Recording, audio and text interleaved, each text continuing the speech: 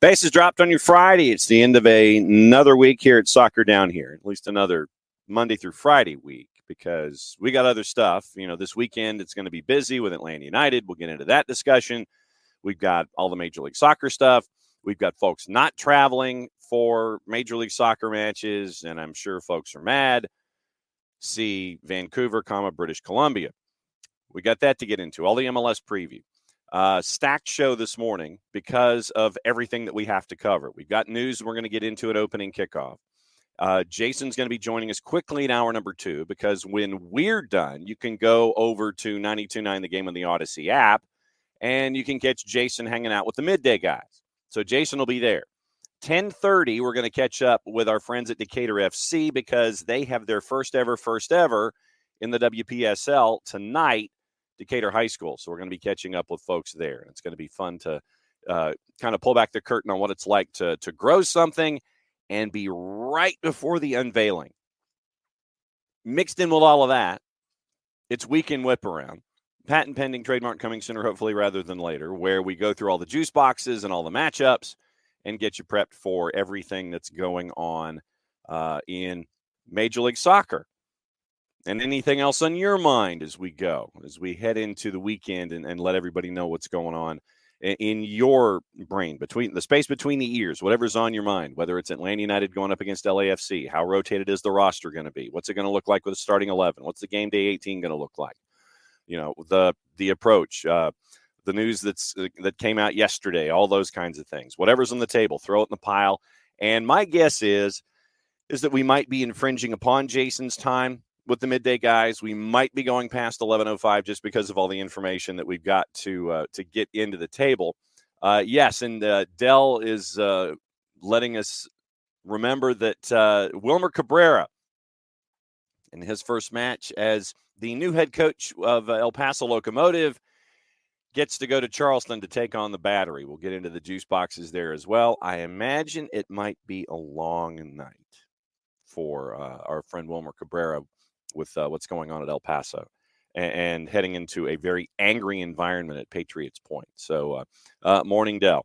So with all this stuff going on, figure we'll go ahead and we'll just really go ahead and just start things off. We'll start with this.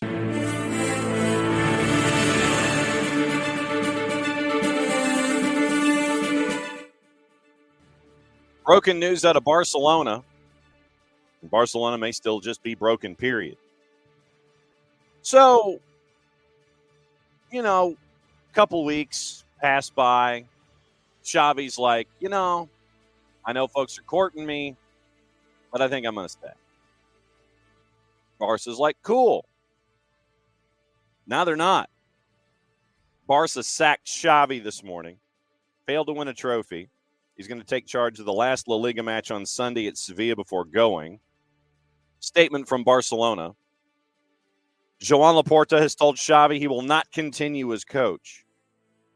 And now it appears Hansi Flick is the leader in the clubhouse to take over for Xavi. January, Xavi said he'd leave at the end of the year. Then they had a good run of form. In April, last month, a positive, he tells Laporta he'd stay for the next campaign with the contract expiring this time next year. Barca says a statement, very statementy. I'm not going to repeat it. In the coming days, Barcelona will reveal the new coaching structure for the first team staff. They won La Liga last year, couldn't defend their campaign, knocked out of the quarters in Champions League by PSG, beaten by Real Madrid in the Super Cup, lost to Athletic Bilbao in the Copa del Rey. Speaking of Barcelona, a Spanish court quashed bribery charges against Barcelona relating to the referee and corruption scandal and halted an investigation into Joan Laporta. Former presidents Bartomeu and Rosell and others remain under investigation for alleged sporting corruption after the club paid a former refereeing chief more than €7 million between 1994 and 2018. 24 years, and you get paid €7.3 million. Prosecutors suspect Barca paid a company owned by Jose Maria Enriquez Negreira, the former VP of Spain's refereeing committee between 2001 and 2018, to influence refereeing decisions. Barca comes out with another statement. Yay.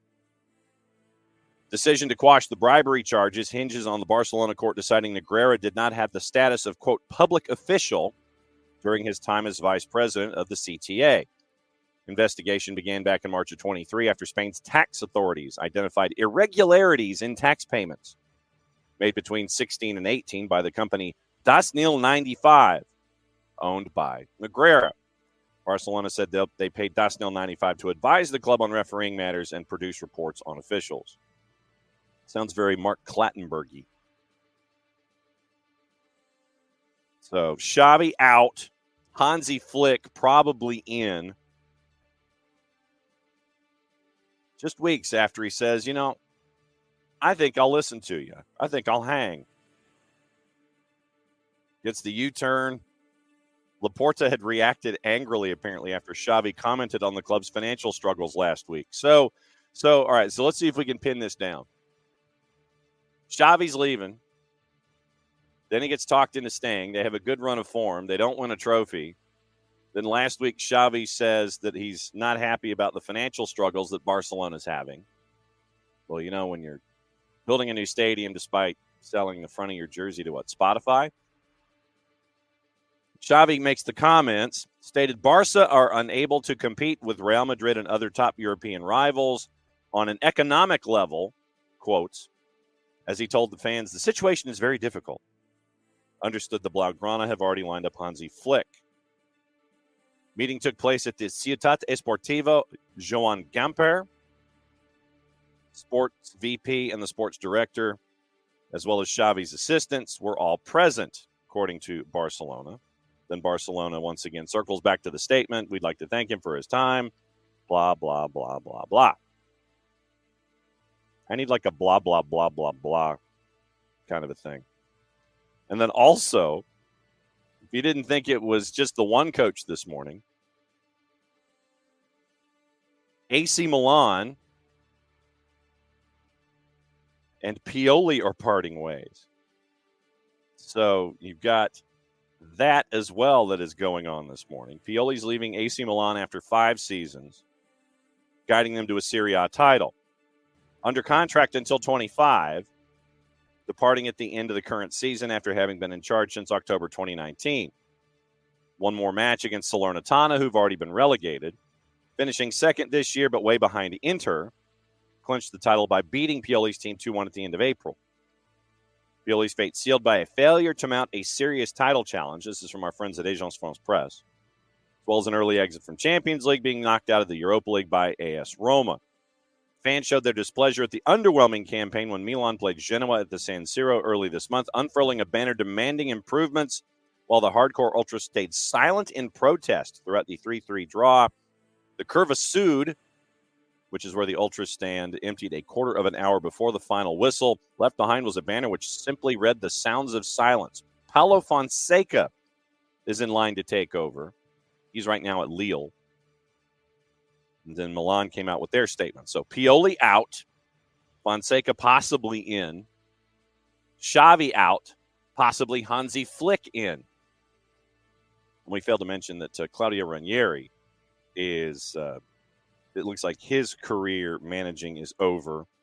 He's going to retire at the age of 72. So after his time at Cagliari is done at the end of this season. And it looks like team principal Gareth O'Sullivan will be the one joining us at 10:30 to discuss what's going on with Decatur FC. So that's your rundown. That's the early stuff that's happened this morning. So a lot of international stuff going on. And I give a particular podcast full and total credit for Barcelona. We know their slogan.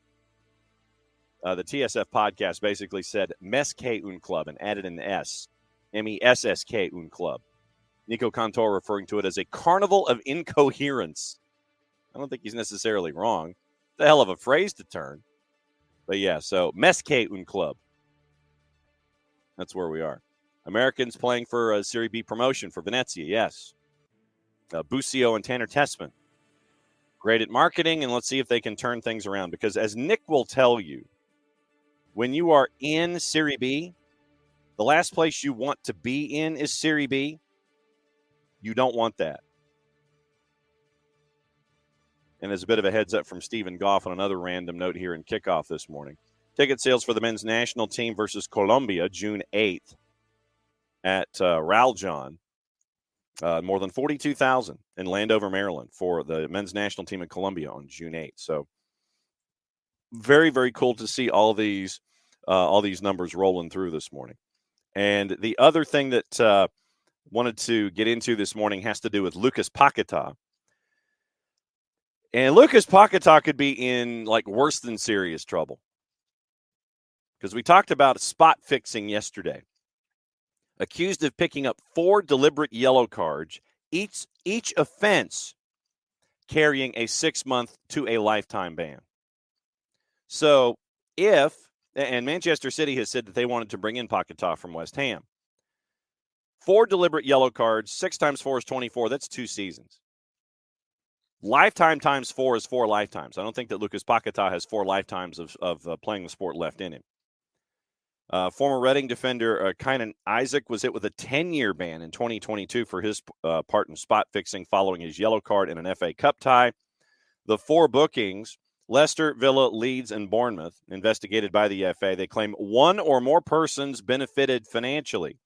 First came under the FA spotlight in August of 23 for breaching betting rules, denied any wrongdoing in an impassioned social media post. 4 bookings have been doing the rounds on social media. The FA statement involving rules E5 and F3, bingo. The player has been charged with 4 breaches of E5.1. They mentioned the 4 matches. The FA says it's alleged he directly sought to influence the progress, conduct, or any other aspect of or occurrence in these matches by intentionally seeking to receive a card from the referee for improper purpose of affecting the betting market in order for 1 or more persons to profit from betting. Also charged with 2 breaches of F3 in respect to alleged failures to comply pursuant to F2. He has until June 3rd to respond. Wiped out Boubakary Samare before knocking into Dennis Pratt. Lyon then cautioned for a poor challenge from behind on Villa's John McGinn. Pulling back Crescencio Somerville against Leeds, 25 to go. Booking in the opening match at Bournemouth this term is the last of the 4. Got a yellow for a handball in stoppage time. So you can go back and check the videos. And, do not be surprised if the desire to pick him up is gone, Gone, gone, involving any kind of a move with Manchester City. So Lucas Paquetá is in some serious-ish, either alleged or otherwise. But, Lucas Paquetá, he's got himself some stuff that he's got to square away.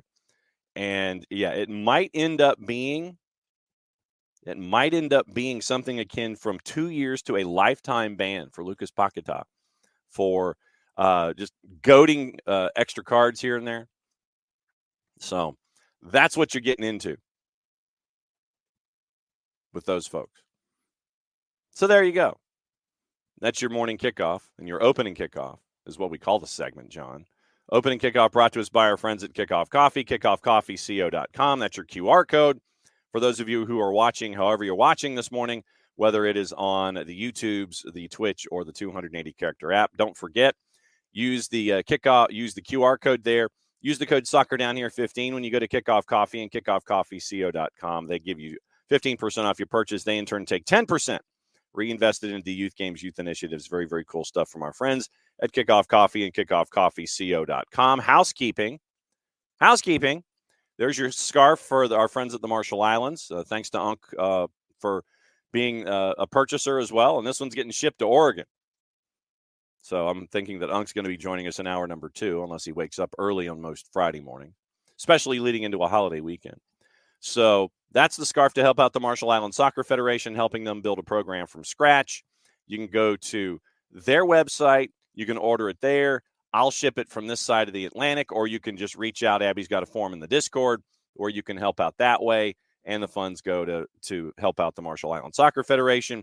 I've sent scarves to California, Alabama, Colorado, Texas, and there have been a lot here that have been picked up as well. So you want to help out somebody and grow the game from the ground up, you can pick up the scarf there for the Marshall Islands Soccer Federation. Download their app, by the way. You can keep posted on everything going on with the Marshall Islands, as we will effort to do so as well when it comes to their growth. Looks like they're trying to come back here in American football season during the college time to continue to be a part of the Marshallese community in the Four Corners up there in Northwest Arkansas. So you can DM me, DM the show, email me, email the show, or go through the website for the Marshall Islands and pay an additional, cost for shipping and consider it a donation. But if you're interested, it's $32.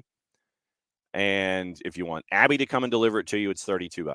If you want me to ship it, it's $32 plus $5. But you can reach out to the show and hang out and show your support for the Marshall Islands, because it is rare. It is rare that we get to hang out and find out what's going on with all of us. And also rare to build something from the ground up. So that's the Marshall Islands Soccer Federation. You can help them out as well. And just when you thought you were out above the broken news, the news continues to at least be exclusives and try and break your way into your rundown.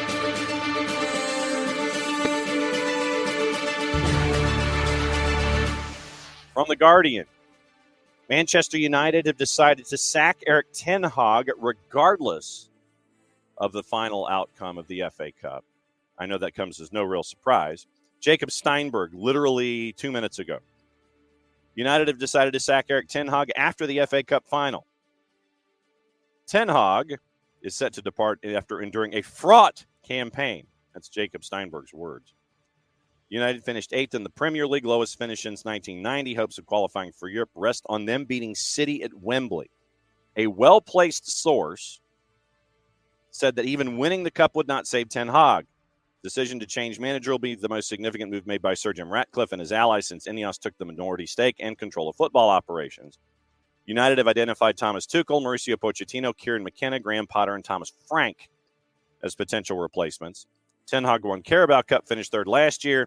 Unable to build on his early work, and many of his signings have not worked out. United declined to comment after being approached by The Guardian. So, add that to the news this morning. And Dell being a Mancunian, a fan of the Mancunians. Ten Hag out, apparently, according to Jacob Steinberg at The Guardian, regardless of outcome this weekend. So just when you thought the breaking news was going to stop being broken, no, I think it's going to be one. I think it's going to be one of those days. I legitimately think it's going to be one of those days. That's just me. So Ten Hag gone, Xavi out, Flick in. Don't know who's going to be Manchester United, but there's going to be a list. Now, De Zerbi is not on that list. I think De Zerbi is heading back to Italy, especially with what we were talking about with Pioli, with the openings that are there. I think he heads back to Serie A. That's just my gut. Dell's wondering why De Zerbi's not on the list, and I think that's why. I think he's looking at going back to Serie A. Although it was really fun to be able to pick his brain when Brighton was here in the last summer, as a part of the summer series, just to kind of hear hear his ideas when it comes to coaching and things like that. Very, very cool stuff. So, morning Dell, morning Emilio, morning Abby, and that's the early returns on who's here already. So Emilio says, a random thought after what I just said. Spending wisely, is that the same as not wanting to spend? Thinking of Garth right now. Let's see. Spending wisely. No, well, not wanting to spend is just kind of making sure that no one gets into your wallet. I think that spending wisely and not wanting to spend are two different things. They are interconnected, but I think they can be two different things. If you spend wisely, it just means that you're not just kind of sitting there, and I wish I had my wallet with me, where you could sit there and you just dump out your wallet. Oh, hey, look, there's a credit card, and you sit there and, ooh, I want I want what's in the Sharper Image catalog. I'm going to wander into Sharper Image, and I'm going to buy this, this, this, this, and this. You can still get something akin to what you can get when you walk into Sharper Image. You just don't have to pay Sharper Image prices.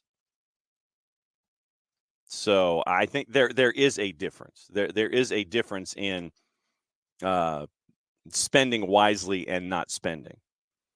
Kind of like, what was it at the end of War Games? Sometimes the best thing is not to play. Yeah, sometimes if the number of players is 0 in tic-tac-toe and you find out that there is no winning combination, then sometimes, you pull your wallet back. But no, I think that while the two can be interconnected, I think that they can also be mutually exclusive, if that makes any sense. I think that you can spend appropriately. I think that you can find investment. You can find appropriate investment. And I think that goes back to the point that we were discussing when it came to the idea of the distressed asset. And when you have, specifically with the Atlanta United example, you look at bringing in a Tristan Muyumba, you look at him bring a Stian Gregerson. You went to Ligue 2 to do that. You went to the bottom of the table in Turkey to bring in Sabalob Janidze. So it's finding value. And there are folks that spend a lot more time with computer programs and sit there and they look at things and they crunch numbers far better than I do. But I think that not wanting to spend isn't necessarily the same as spending wisely. If you find that value, that's spending wisely. It may take you a while to get there, and you would not be just wanting to spend until you get to that point. But I think that I think while they are interconnected somewhat, they can be mutually exclusive. I think you can have one, the other, or both in this case.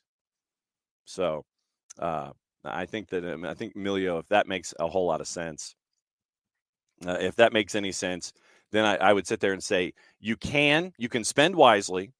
You can also not spend and wait for that moment. Just because you got money burning in your pocket, because today's a Friday, we'll talk about paychecks. Just because you get a paycheck doesn't mean that you should go to the fanciest bar in town and get the reservation at 6:30 and pay for overpriced food and small portions. We've all got our favorite restaurants. You get paid today, maybe you go to your favorite restaurant. Maybe it's a pizza joint. You can have yourself a good pizza and not pay, $9 gazillion and have the wait staff be all snooty on you and have to sit there and, I got to pay a 20% tip because they'll remember me the next time I walk in the door.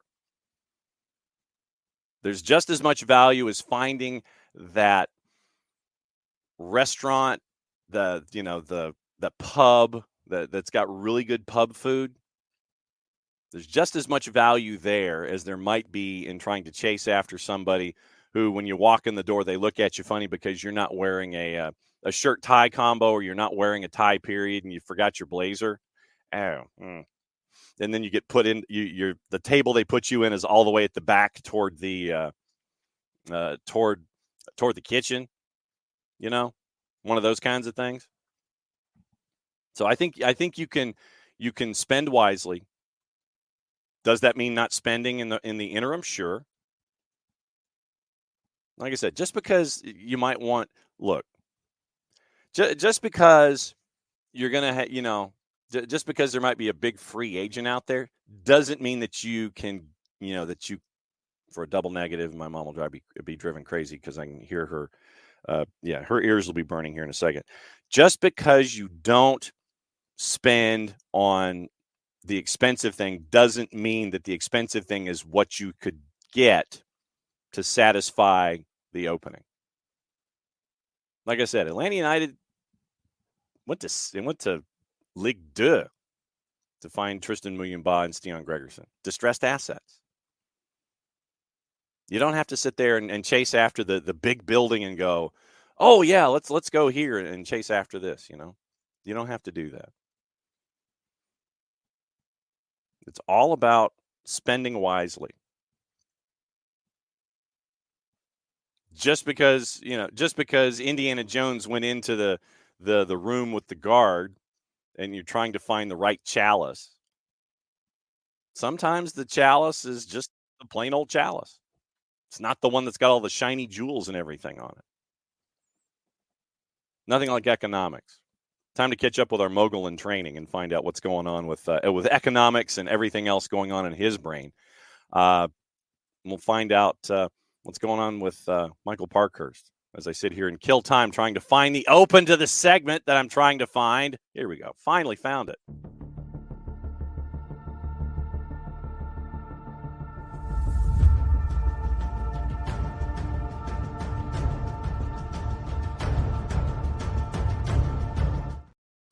Cap, I don't know. It's one of those Fridays. You're sitting there and you're trying to figure out, okay, because I've got like a bunch of drops and a bunch of things that are attached to like show segment opens and things like that. And they've got a bunch of sound effects and everything. And it's like, okay, where's my open? Oh, yeah, it's all the way at the top. It's not down at the bottom where, you're trying to sit there and, come up with things that are like, oh, let's just to give you an idea as to what I've got here. And I know you're sitting there going, what is he talking about?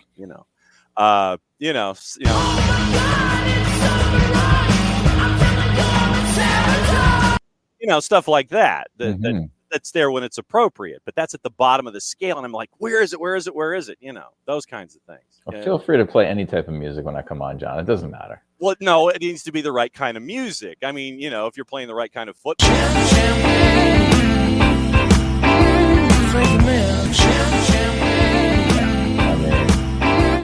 Little American, little Atlanta rhythm section for you in the morning, just whatever applies. But no, the drop for the show opens is in an entirely different place, and I've got to sit there and go, oh crap, where is it? Tough gig, John. Somebody's got to do it though. Yes, exactly. If you had walkout music, what would it be? Like everybody's got the walk-up music, in baseball and everything like that. If you had your walk-up music, what would it be? That's a great question because I've never been a huge music person. I've been to maybe 2 concerts in my life. Seriously? What? Yeah. And they asked me what they wanted me for a walk-up or walk-out song when I did the Golden Spike. And I was like, I had to ask my kids. I was like, guys, what do I say here? So I don't know, John. Not 100% sure, honestly. You've only been to 2 concerts in your entire life, maybe? Yeah, I think. Well, actually, I went to one in Atlanta. That was the best one I've ever been to. It was, oh God. One of the best concerts. And who was it? Oh God. Yeah. Oh, it'll come to me. He's a legend. Golly. Elton John. Okay. All right. I've heard of him. I have heard of this Reginald Dwight person. I know of whom you speak. Yes. Good morning, Abby. Good morning, Dell.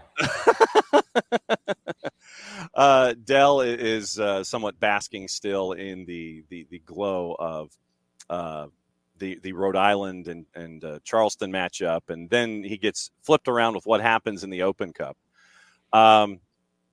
When it comes to these kinds of competitions, how are you about outside competitions outside of the purview of the actual season? How are you about winning other trophies during a school year?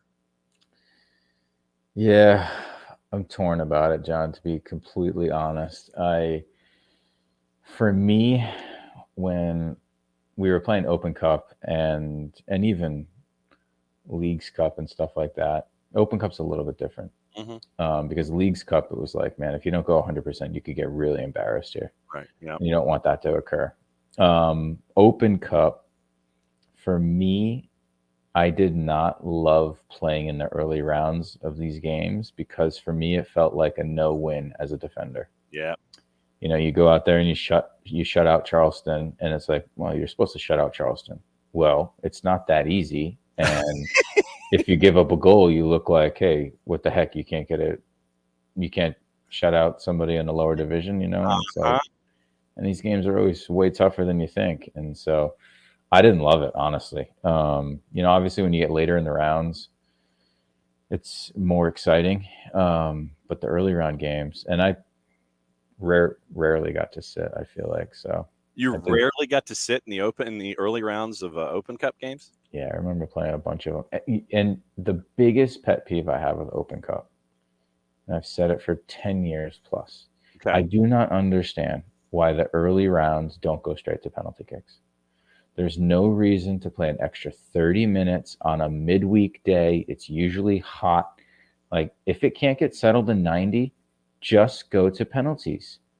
I don't understand it. I get it completely from a player standpoint, because you're already in the rhythm of the season and you're having to duck out, play an Open Cup game against a lower division opponent, no offense.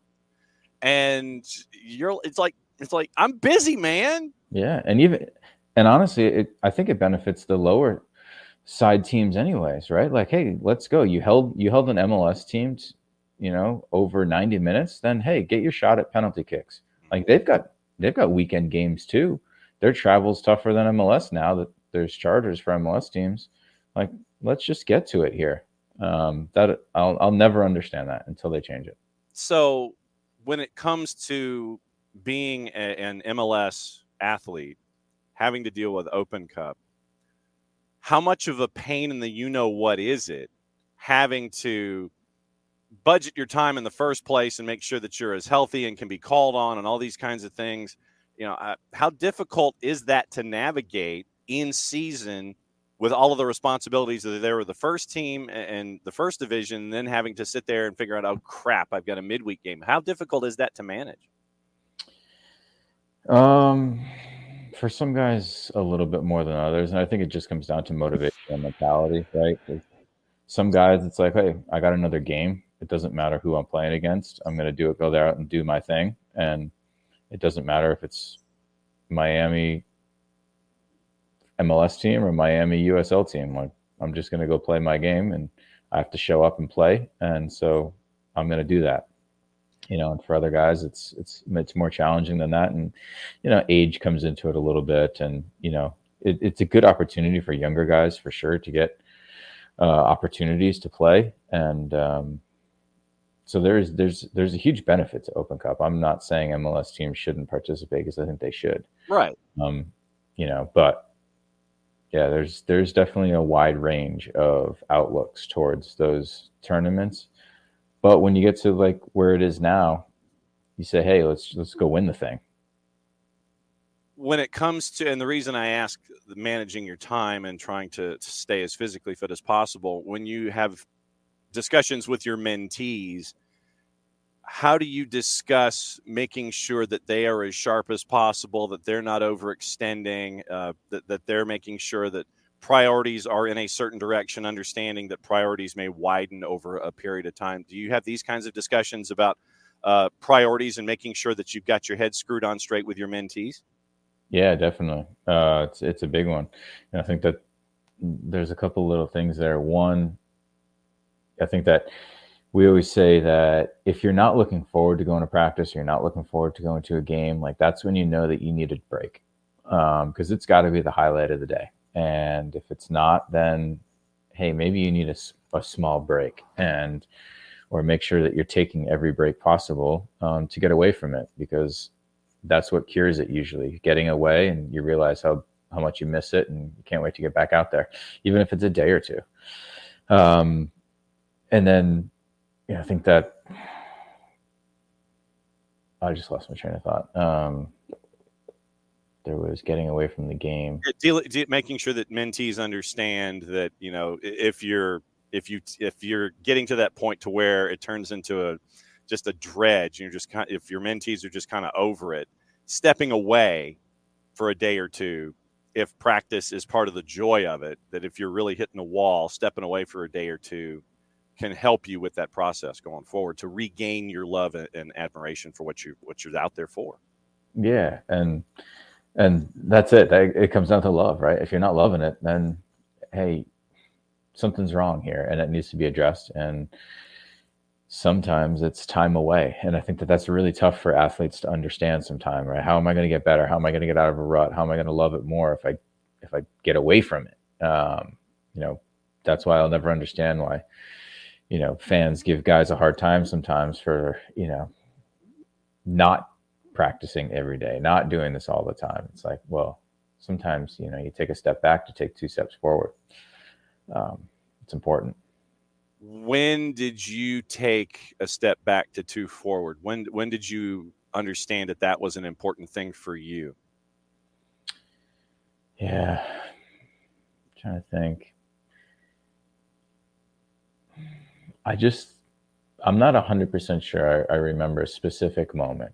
Yeah. But I do know that when I was allotted time off, right, where it was like 4 days during the season, you know, because there's always one, you know, you've got an off weekend or, you know, there's a break for a tournament or whatever it is. And if they're going to give you 4 days, then, hey, I'm going to take my 4 days and I'm not going to touch a soccer ball.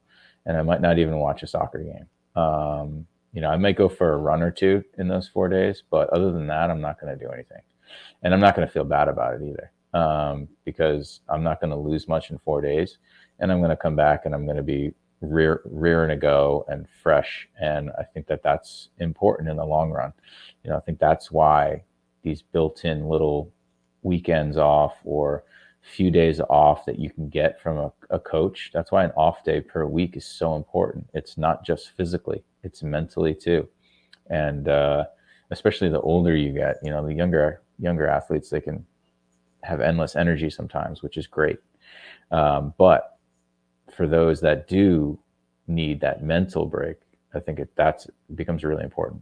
Like playing a round of golf, you know, as you've been known to do these days. But then let me ask you this. When it comes to your experience in and around younger professional athletes or mentees, is there a fear of being further behind if they take that time off, especially early in a career or early in a sport? Because, you know, like if I take time off, then somebody's advancing that much further ahead of me than I would if I'm not taking the day off. And then you get into that vicious cycle. Is there that pressure? Do you notice that pressure there to try and stay, you know, with the Joneses or whatever with the younger players? Yeah, for sure. And there's such a balance, John, with what your situation is. You know, when I guess I'm just looking at it as a pro. Yeah. You know, I was playing all the games right away, and so, you know, there were guys my age when we got days off. They wanted to go out and do stuff because they weren't having the opportunities that I had. They weren't as physically and mentally spent because I was, you know, being counted on from the get-go, and they weren't, right? So they wanted to continue to improve and get better on these days off and push things, where I was okay saying, no, I need a day. I'm good. So it's really situationally dependent, because like you hear stories of guys like Ronaldo who rarely take a day off, right? Always pushing, always there. He's a rare example, sort of like Tiger Woods back in his heyday. Those are rarities. But I do think that, you know, if you're a younger athlete trying to break through, right, if you haven't gotten to that point where, you know, you're mentally and physically drained, then yeah, it's okay to keep pushing and pushing. Because yeah, you do need to get some extra time that some other guys don't need in that moment. And you find your limits, I would imagine. It's like if you thought that you'd pushed yourself to 100% and you still think that there's something there, you can push through that gap that exists, that line that exists. And it's like, oh, okay, I can tolerate more. I can push myself that much further. I can push myself past this point and this point and this point to find out what 100% really is, as opposed to what you thought it was leading into that, I would think. Yeah, for sure. Absolutely. Yeah, that 100% is ever changing, depending on the day, the situation, what's going on, right? Your body's capable of a lot more than you think sometimes. And, you know, we need to push it sometimes to see what it is capable of. When you were a pro, was there a 125th minute adventure where you're like, oh, okay, I had more in me than I thought, where you were forced to challenge yourself and you pushed through it and you realized more about yourself and what you had in you than you thought you had previously? Was there a first time for that, or was that something you're like, oh, okay, I can handle this? Yeah, I think that I was asked to play a D mid for a game with the Revolution, and I was like, oh man, this is going to be a lot more running. I'm not sure I can handle that. And like I was able to obviously do it and get through it and everything. And I think I came out of that thinking like, hey, you know what, I can do that. When I played outside back in Denmark, that was a change for me where it was like, okay, there's a lot different fitness out here. There's a lot more. I'm going to have to be pushed a lot harder. And I thought I was relatively fit. I've never been the fittest guy on any team. But yeah, I needed to push myself a lot more when I was at outside back and realize, okay, I can get to another level fitness-wise. Do your mentees, have you been in a moment with a mentee where a mentee has pushed themselves past that limit and understood the new limit and what it's like to come out the other side? Or are they still trying to learn what that limit is and haven't had those moments yet? I haven't yet. And I do talk about fitness a lot I bring it up every time with every mentee because I think in general, players are not as fit as they need to be. Huh. I think that and that's one thing that we can control, and it's one thing that it can be a real advantage out there. But every kid thinks they're fit. So, so do some adults. Yeah, well, not this guy. No, not me either, brother. I know I'm not.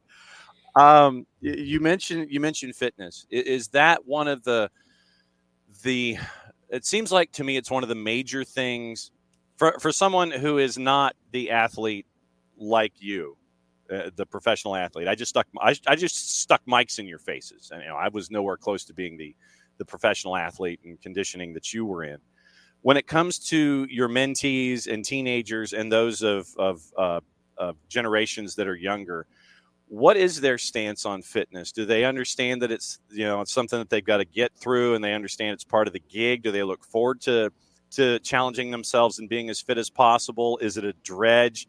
Do they care? Do they want to throw it in the garbage and not want to think about it, and they just go out there and do it? How do they view fitness as a part of the full picture?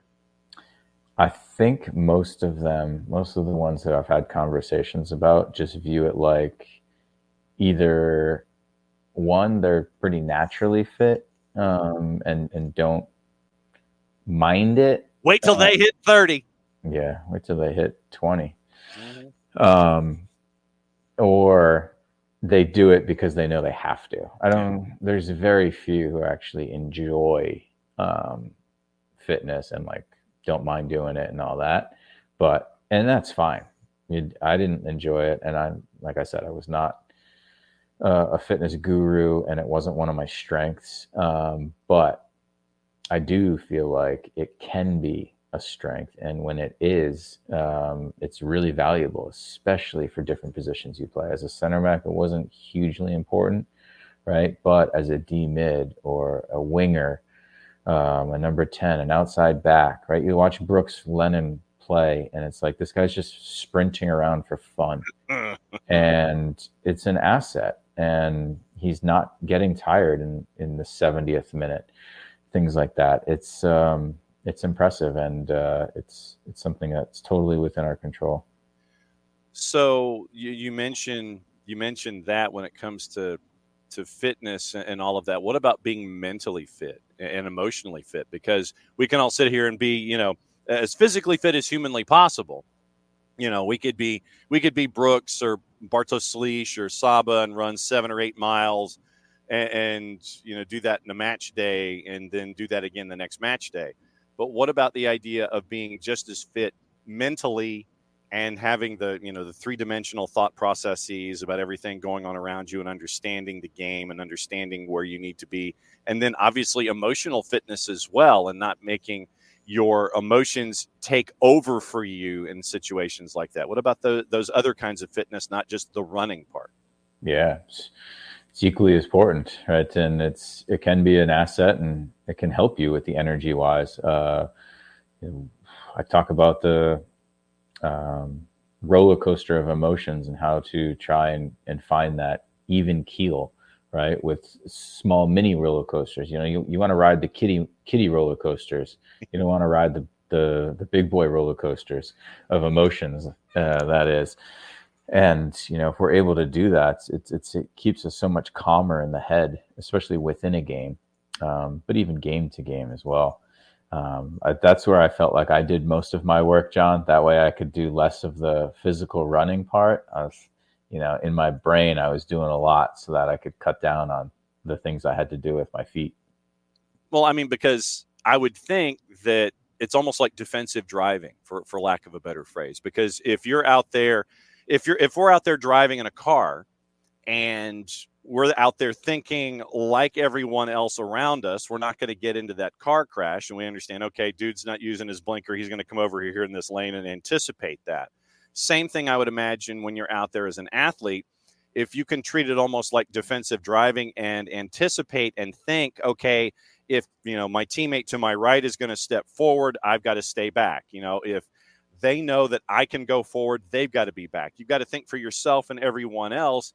And that takes time, I would think, to get to where you're comfortable in your athletic defensive driving, for lack of a better phrase. For sure. And a lot of that comes with experience and reading the game and being in these situations. And that's one of the things that Greg and I are going to be trying to teach through this video library, is like pointing these things out so that, they can get this understanding of this knowledge of like these little things that happen throughout every game and every play. And they're so small that they sometimes go unnoticed, but these small little differences are the big difference between creating a chance and not creating a chance, or giving up a chance and not, and little things like that. And that's what I made a career off of. Like a lot of my stuff just, didn't, obviously I made the play because I was in the right spot. Well, I was only in the right spot because I read it and I saw that play 1,000 times and I knew what was going to happen. And so that's why I made it look easy. But then I watch other guys and I'm like, how do they not see it? Like, what are they looking at? Right. These things. And so, yeah, that's what we're trying to do with this video library, of like point out these little things that guys do on the field and why it's important. Yeah, I remember a play in particular that where you came in from behind and there was a slide tackle that created an opportunity, that created a short field for a particular goal, where you ended up winning a championship by the end of the 90 minutes. I remember that kind of anticipation. Video library. I'm glad you brought that up. How deep are we talking about here? When you're trying to assemble something like this, what are you trying to do? Is it snippets by category? Is it situations with events that folks know? When you're trying to approach putting this together, what's going into the thought process here? Yeah, and we're trying to figure that out. And I think right now we're leaning in towards the snippets. So like minute and a half clip of a certain play, voiced over with, okay, this is what's happening, this is what we see, this is what's going on. And so it's filterable, right? You go in there and you say, hey, I'm an outside back. I want to see offensive clips, or I want to see defensive clips, and I want to see how to make a cross or deal with a cross, or, I want to see striker runs or things like that. And then there's just a library of, these types of things. So that's kind of the thought. And then progress it from there, where it's like, okay, here's multiple clips together, and here, see the difference between these two situations that are very similar. Yeah. So I would think that while it sounds fun, because you can sit there and literally lay out by situation and situation. It's like, okay, trying to close out a match, 20 minutes to go. You've got this, trying to sit there and establish your situation in the first quarter pole, those kinds of things. I would imagine that when you're trying to piece this together, it's like you'll go down a road, then you'll sit there and you'll open up how about this? And you go over here, and then you open up all of these different things. I imagine it's fun to piece it together, but then you sit there and you go, man, we really did open up a bunch of different doors and piecing this thing together. Yeah. We'll get to that point for sure. Because right now I'm just, every game that I watch, it's like, I just try and clip clip a few different things from each game and little moments and things. And so, and it's really nice because Apple TV, you can actually screen record versus, if you're watching something on YouTube TV, they've got the technology where if you go to screen record, your screen goes black. Yeah. Smart people. Yes. Smart people. But Apple doesn't seem to care. So that allows us to screen record things from MLS games, at least. Yeah. Yeah. Not that we, want to violate any copyrights or anything like that or get in any kind of trouble. No. Nah, we're not doing that. Okay. A couple of more minutes with you. Questions from the peoples, because they have questions. Abby wants to know if your kids are out of school yet. Yes, they are. Wednesday was the last day. I just have this Thursday morning. I imagine it's just like the noise stomping through the house at an incredibly early hour. They're used to getting up and getting out the door and hitting the bus or getting into the car and going to school. But all it is stomping around the house now. And you're sitting there going, oh, man. I, as the nice father I am, signed my daughter up for 8 a.m. physical therapy on Thursday morning. So, yes, her first day of summer vacation, she was up at 7 to get to PT, and she was thrilled about it. Thoughts on Open Cup and the lack of first-team participants? First-team participants meaning like players on the first team playing? Yeah, the players on the first team and the current setup, the way that things are with Open Cup, where roster or managers will sit there and they'll put a lot of second-teamers in as opposed to having first-teamers in a midweek match. I have no problem with it. I think that just because they do that doesn't mean that we don't care to win the game. Right. Yeah. I think we're looking at it like, hey, these guys should be good enough to go win this game.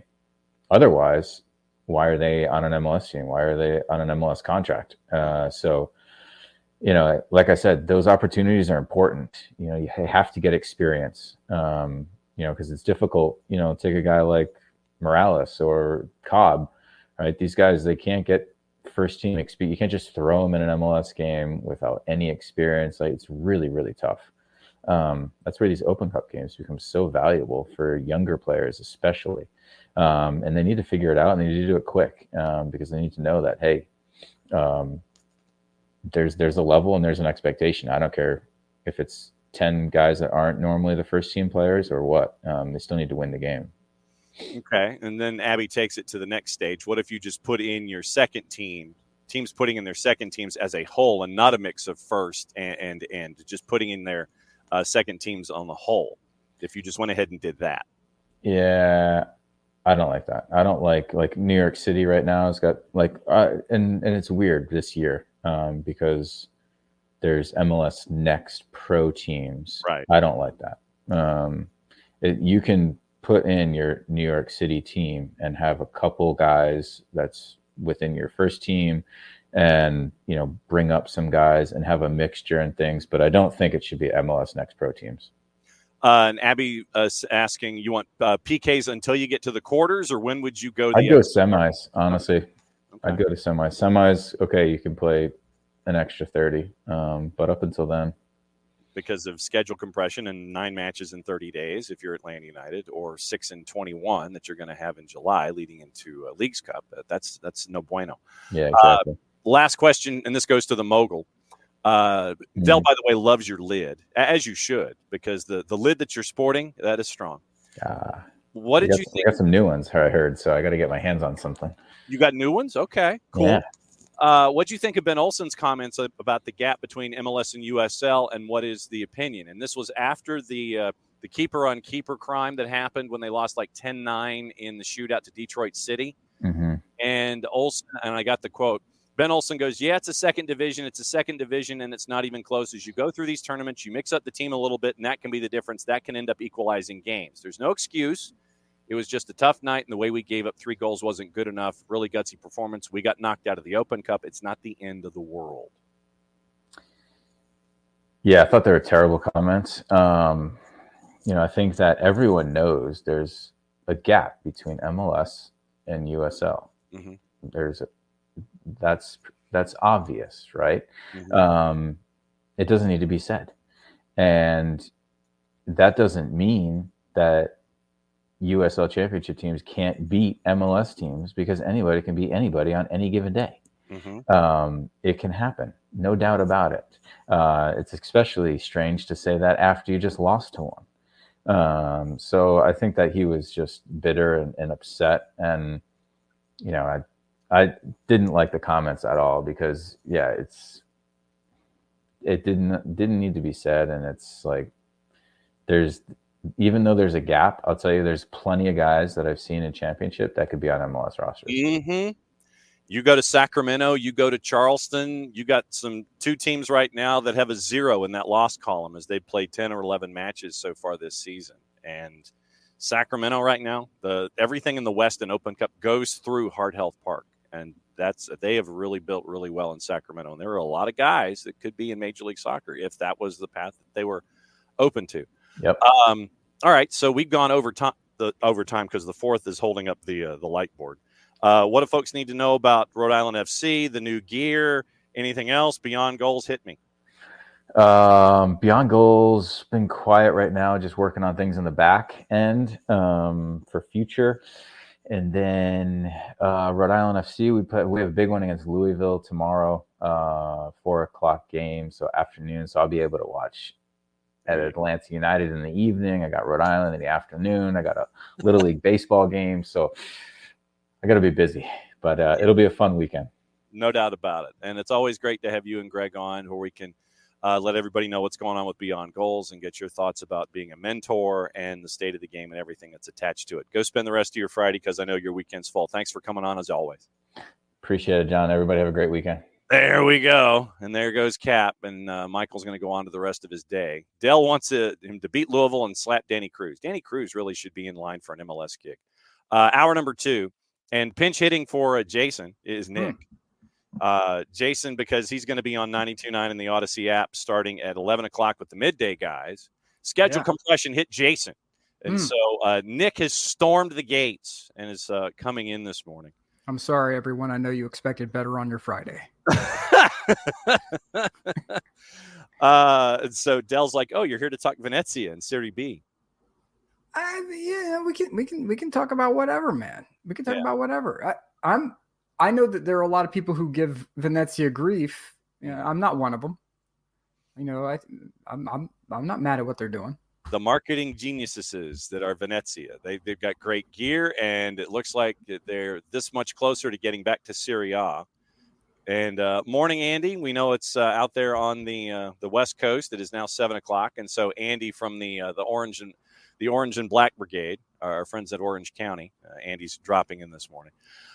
We talked about the breaking news in hour number 1. Pioli gone, Xavi gone, Ten Hag looking like he will be gone. So coaching changes. The coaching carousel is hitting 78 RPMs on the turntable in short order this morning. Well, let's go ahead and start with Pioli. You have a former Scudetto winner who's being shown the door, despite with Milan. It's not like they had a horrible season. They're second in the table. Yes. But everyone was, Inter boat raced everyone this year, right? They finished the season with 93 points. Milan second at 74. Okay. Mm-hmm. Bologna, with the future Juve coach in Motta, sitting at 68. Yeah. It's a little, this is one of those things where it was perception really killed Pioli's career at Milan, especially this season. It wasn't like they were, a disaster zone, but they gave up losses to teams that they shouldn't. It should be closer. You're not going to get 93. I don't even think you're getting 85. I just think that there were games that Pioli's tactics, his substitution cycle, it just didn't really work, and it caused some problems for them. Injuries didn't help. There was a poor run of form mid-season that didn't help them at all. And Milan seems to think they can do better. I wish whoever comes in to follow this group, follow Pioli, I wish him luck.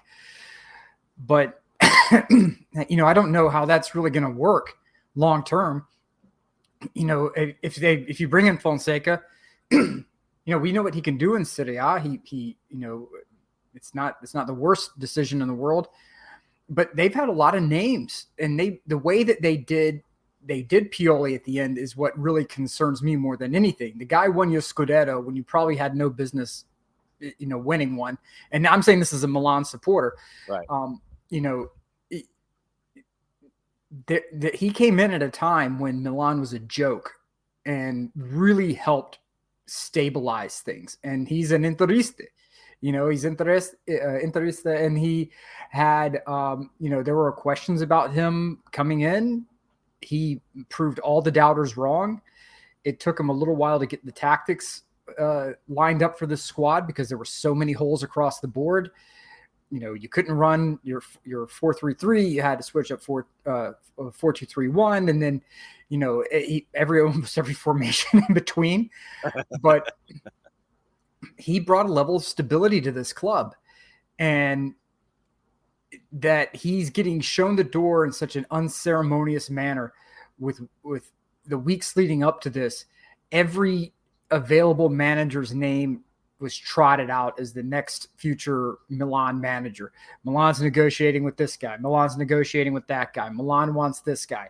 And Pioli just kind of went about his work and went about his business. So I say with a level of gratitude, thank you.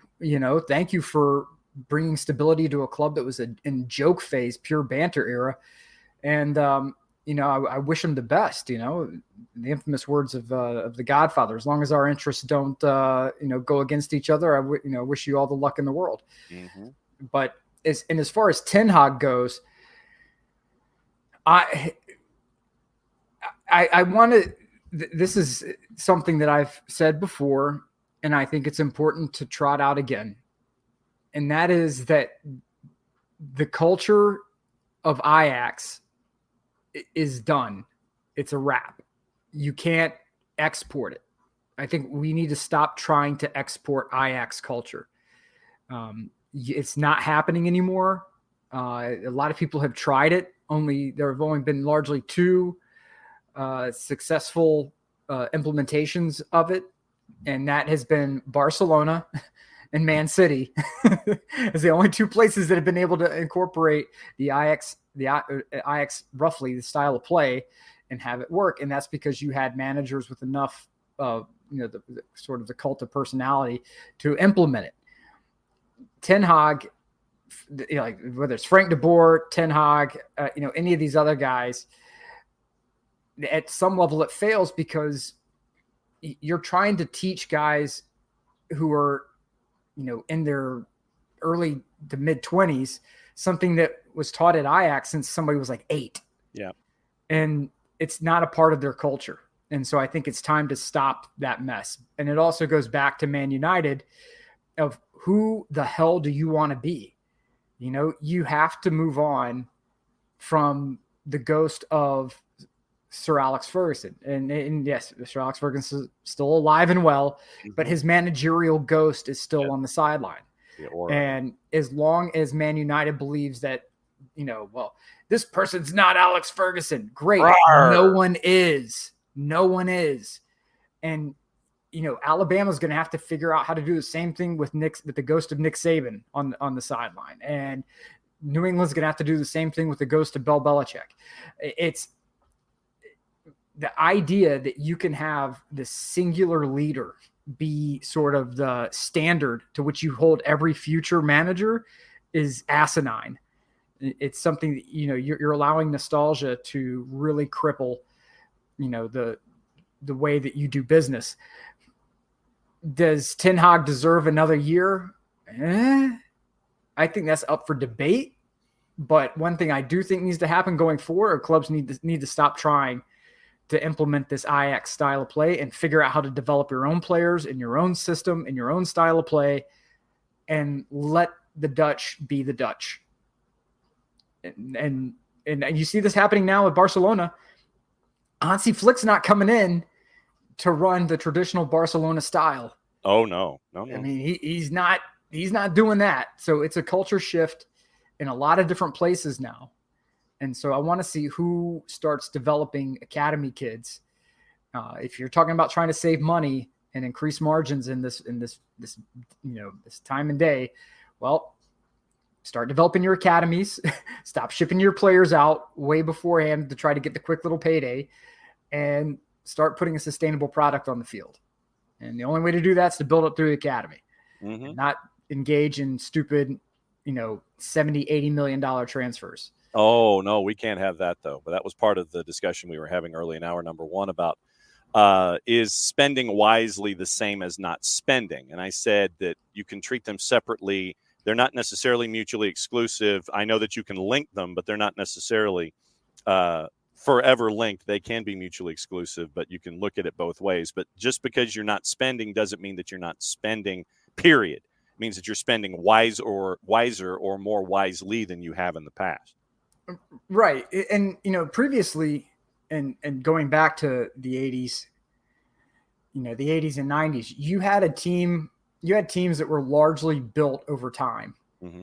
And then if you did break the bank, it was for a singular player who you believed could get you to the top, who could put you over, in the Scudetto race or in the Champions League or something. And, the list of players who can do that for you nowadays, it's extraordinarily thin. Mm-hmm. Because nowadays you have, these teams that go out and they spend insane amounts of money on players that, do they really rate the valuation? Right? Our valuation of players is completely skewed. Mm-hmm. And, we keep hearing teams like Milan say, well, we're trying to do this on a budget. We're trying to, save money here, save money there. Okay, great. So start bringing kids up from the Primavera. That's what you have to do. And fans are going to have to start learning that, we're not in the top four. Great. You have a super young team. Well, we got to fire the manager. Do you? Or do you give them a little bit of time with the kids to try to create something that's sustainable? Yeah. It's up to you, but the Primavera squad, it's the academy. It's the academy. That's what they call it, the Primavera. So it's sort of like, that's the academy that in Italy. So you've got to be able to bring up the kids, because there's no transfer valuation with the kids, right? Yep. You don't have to pay $40 million plus commission. Yes. Which is the key. Yes. And so it's a free transfer. No, it's not. You still have to pay significant commission fees to the agent. Yes. So the agent wins in the situation. But let's look at Barcelona. Barcelona had the greatest academy in the world, right? Mm-hmm.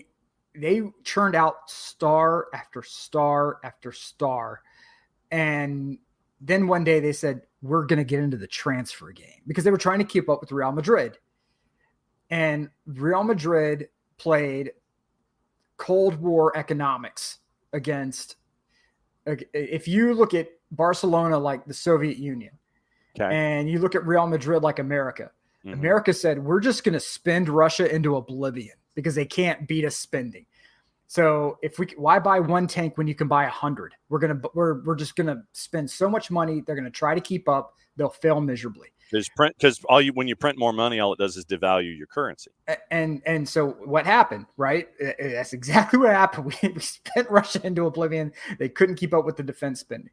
And look at what Real Madrid did. Real Madrid kept buying star after star after star, and Barcelona, they had a couple of hiccups and said, "Oh, we got to play their game." And they kept spending and spending and spending, and having stars that they spent like 80 million on that sat on the bench. Yep.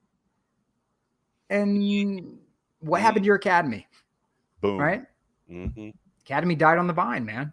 Yeah. So my hope is that Hansi Flick starts valuing the academy again, and they start developing players.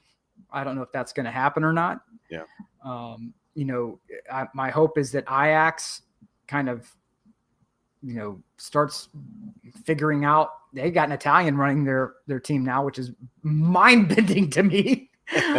But okay, great. We are at a transition point in the world game where all these styles, these teams that were known for a particular style, it's all shifting. And I don't think it's a bad thing, but I do think the nostalgia crew is going to have to get over it. And I think that a lot of the talk shows are going to have to get over it.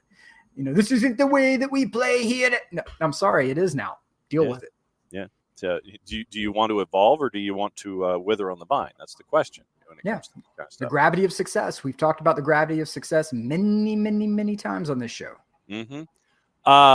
Gareth O'Sullivan, the principal for Decatur FC, coming on bottom of the hour to talk about WPSL and the beginning of the beginning for Decatur FC. It's their first ever match tonight at Decatur High School. So Gareth will be dropping in bottom of the hour. But we do have an important piece of business. It is that time of the week where we do the weekend Whiparound. Patent pending, trademark coming sooner, hopefully, rather than later. We'll spend about 15 minutes on it. When Gareth comes in, we'll put a bookmark in it and pick it back up on the other side. We got to talk about Atlanta and LAFC. We got to talk about everything else going on in Major League Soccer. So, Nick, since you are here now, I will leave it up to you. Do you want to start the discussion with Atlanta United and LAFC, or do you want to run through the juice boxes of everything else and postpone Atlanta and LAFC to the end of the show? Let's just go through the juice boxes. Okay. And because if we get on a run with Atlanta United, I don't want to stop it. Okay. Because here's the thing. I don't know if Gareth will remember me or not, but Gareth was the first manager for the Atlanta Beat for WPS, right? Yeah. And so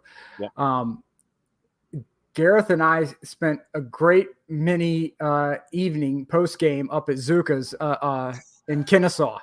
And so I was the game day producer and he was the head coach. And so after each game, the players for both teams would end up at Zuka's, and you could go up there for meet and greets and whatnot. So Gareth always very kind and friendly and generous with his time in what was a very tough season. Yep. All right. So what we'll do is we'll do juice boxes for everything else, and we will bookmark Atlanta United and LAFC until after the Gareth O'Sullivan conversation. 7:30 kicks. CF Montreal hosting Nashville. CF Montreal is favored at home at Stade Saputo at a plus 152. Nashville on the road, still with the interim manager, is at a plus 170. Your draw is a plus 244. Ooh. Nick is intrigued. I am intrigued by this. Give me those numbers again. CF Montreal, a plus 152. Mm-hmm. Nashville's a plus 170, and your draw is a plus 244. I'm going to I will take Nashville. I'm going to take Nashville on this one.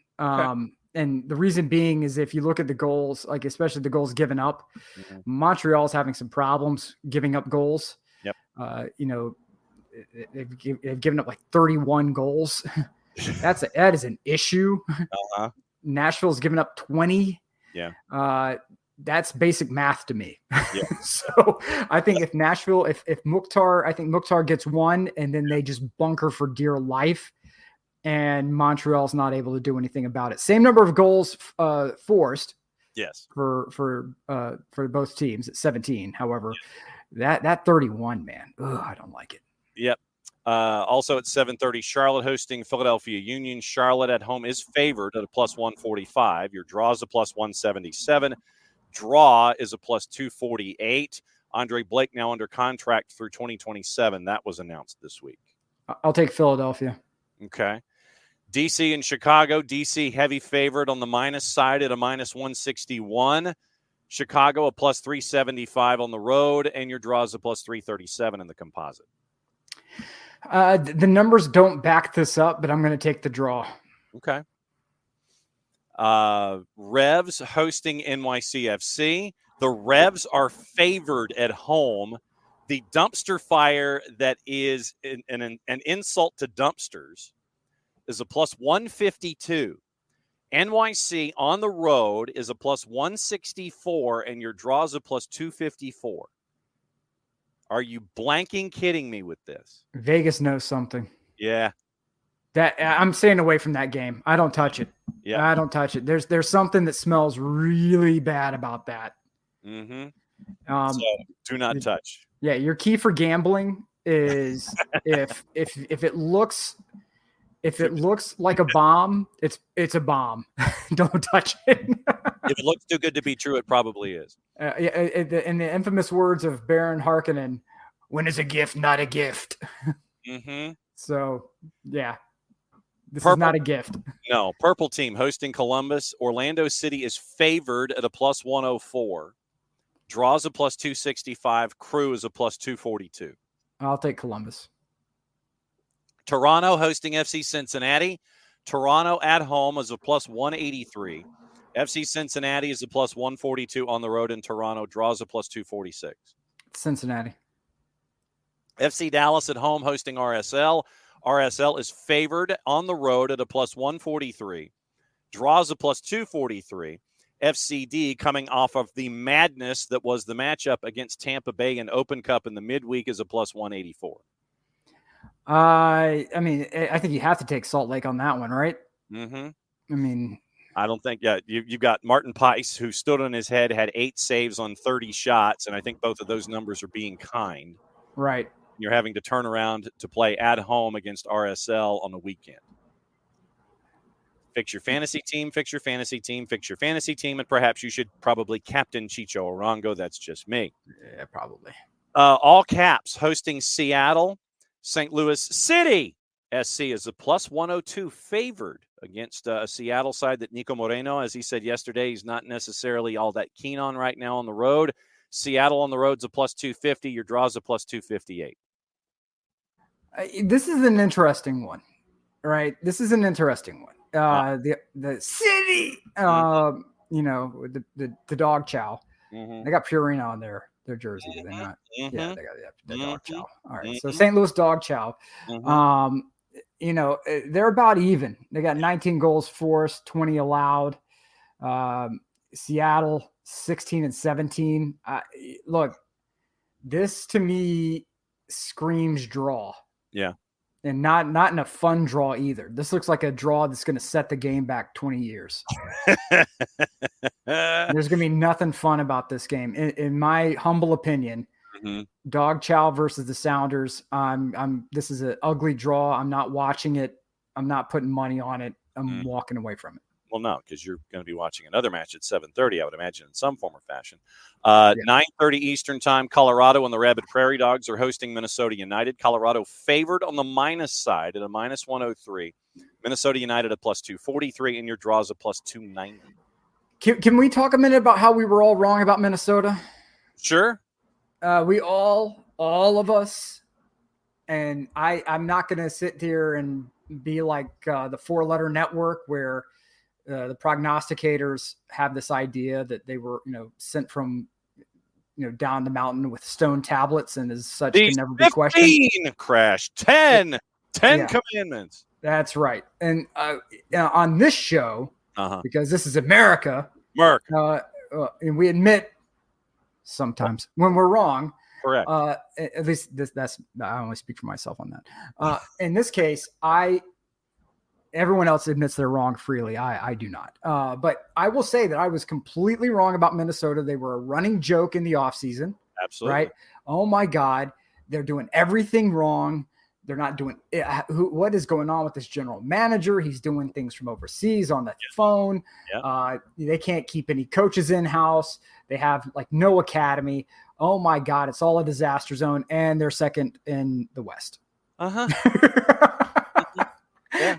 I mean, look, we have access to microphones and the ability to drone on for lengthy periods of time. Correct.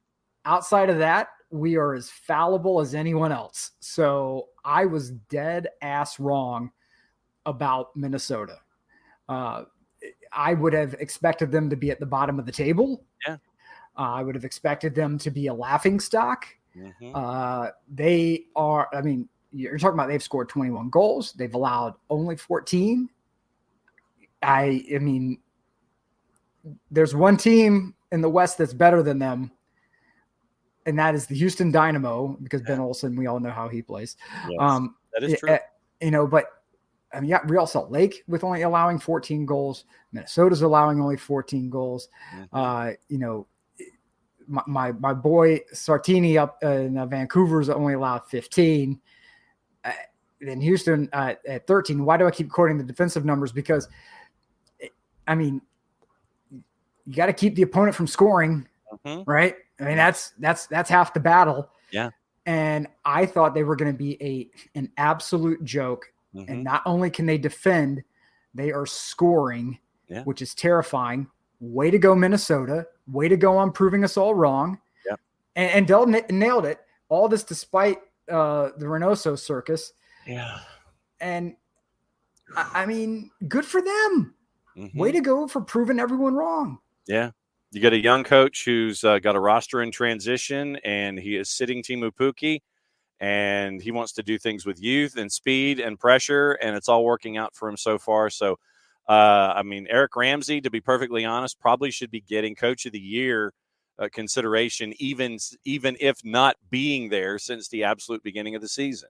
You know, when they sack Adrian Heath, they bring in Eric Ramsey. It took a while for Ramsey to come over, but you're seeing what's going on with Eric Ramsey. And, they did get Derek Dodson from Charleston and send him on loan to Birmingham. So Derek Dodson has the chance to turn around and be a pain in the butt to Charleston as a part of the Birmingham Legion. But, all despite Reynoso. And I don't know if folks saw the video this week with Reynoso holding a shopping bag that had stacks of cash in it, and he had a gentleman off his right shoulder who had stacks of cash in hand and was sporting a revolver.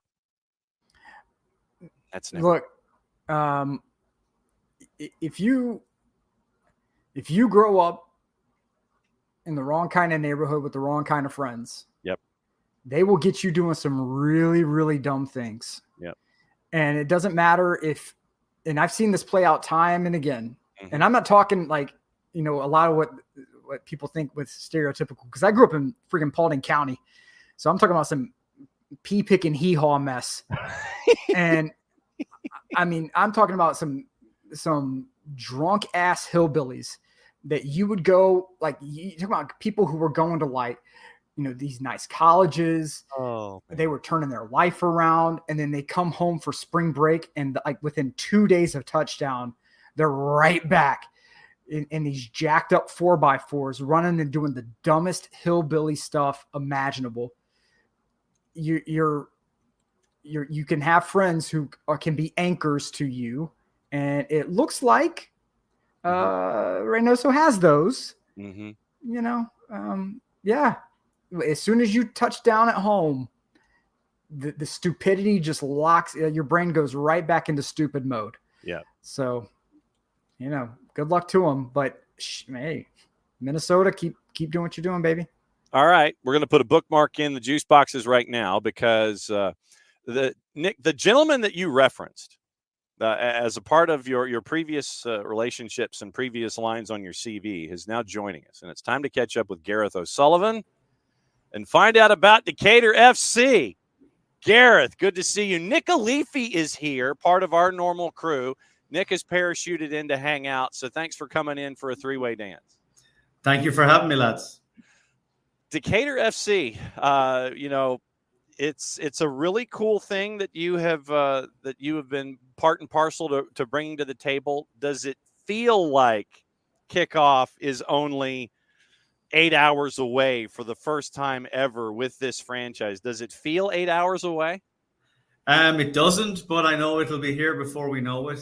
And I know we'll have some bumps on the road, I'm sure, over the course of the day and throughout the game. But I'm excited that it's here and that the community has embraced it.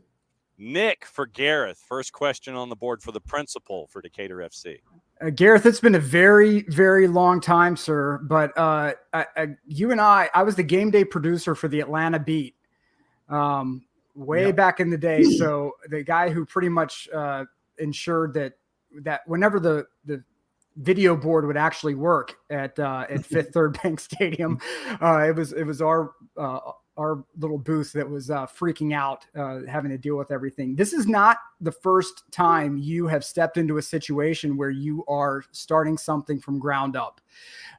Can you talk about what your mindset is when it comes to starting a team, getting them off the ground, and building out the operations as a day one team? I mean, to be honest, getting this process started was one thing, but then waiting and kind of getting our venue organized was the next big step. But seeing the reaction of the community and the soccer community in general over the last, 6 weeks or so has been amazing. I mean, just today, the last hour and a half, there's been another 60 tickets sold. So it's really taken on a life of its own, and which is fantastic. I knew it had the ability to do that based in Decatur, with Decatur's a soccer crazy community and town. So we really felt like it would have a chance. But we're supremely excited to kick off tonight and see where the season takes us. What's the biggest lesson that you've learned in this process as you're getting ready for opening night? There's so many things you have to think of. Last time I was involved, I was on the coaching side, and there's a very different set of check marks that you have to make sure are hit, and it's mainly on the field and your staff and prep for the team. Whereas this is a much bigger picture, and I've got some fabulous people. I always try and surround myself with good people, and I've got some great people helping make this happen. And from that point of view, you've Jen and Joel and Megan and Miranda, and especially the city as well with Cara. They've been fantastic, and we even have the mayor coming out tonight to do the kickoff. So it's been a fabulous collaboration, I should say. Nick, go for it. As someone who has not only been a coach at all the different levels, from your time at Christian Brothers, and then obviously through the Atlanta Beat, and you have roots here in town, with Tysa, right? And how how to develop players.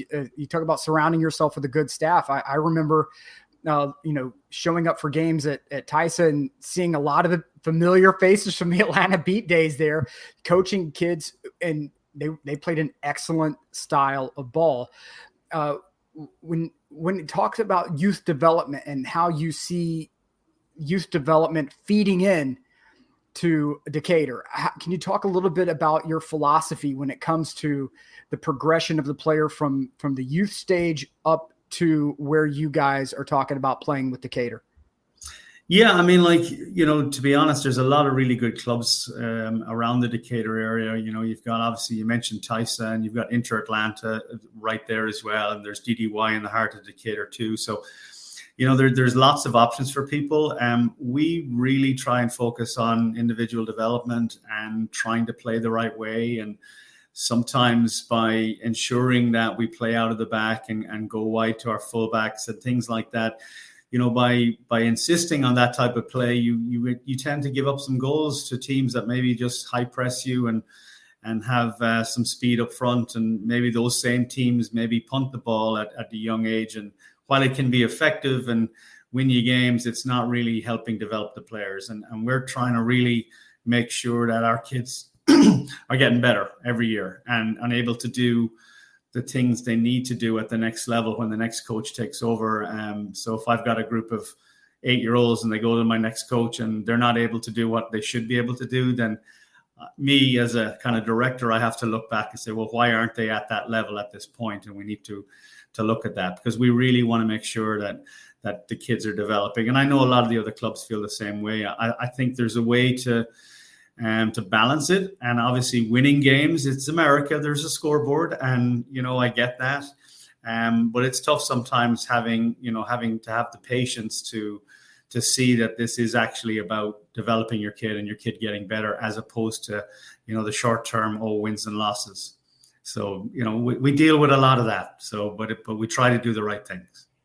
When it comes to the WPSL in general and what you're diving into here with Decatur FC, what's it been like for you to see the game grow to where we're having a Decatur FC and a WPSL in its 25th season expanding to where it is? What's it been like for you to see the growth of the game to this particular point where we have the bookmark in the book here?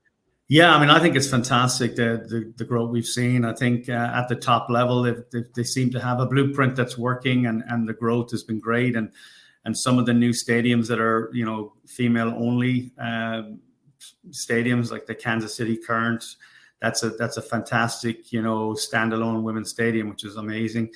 And you see a lot of the NWSL teams putting their second teams into this league.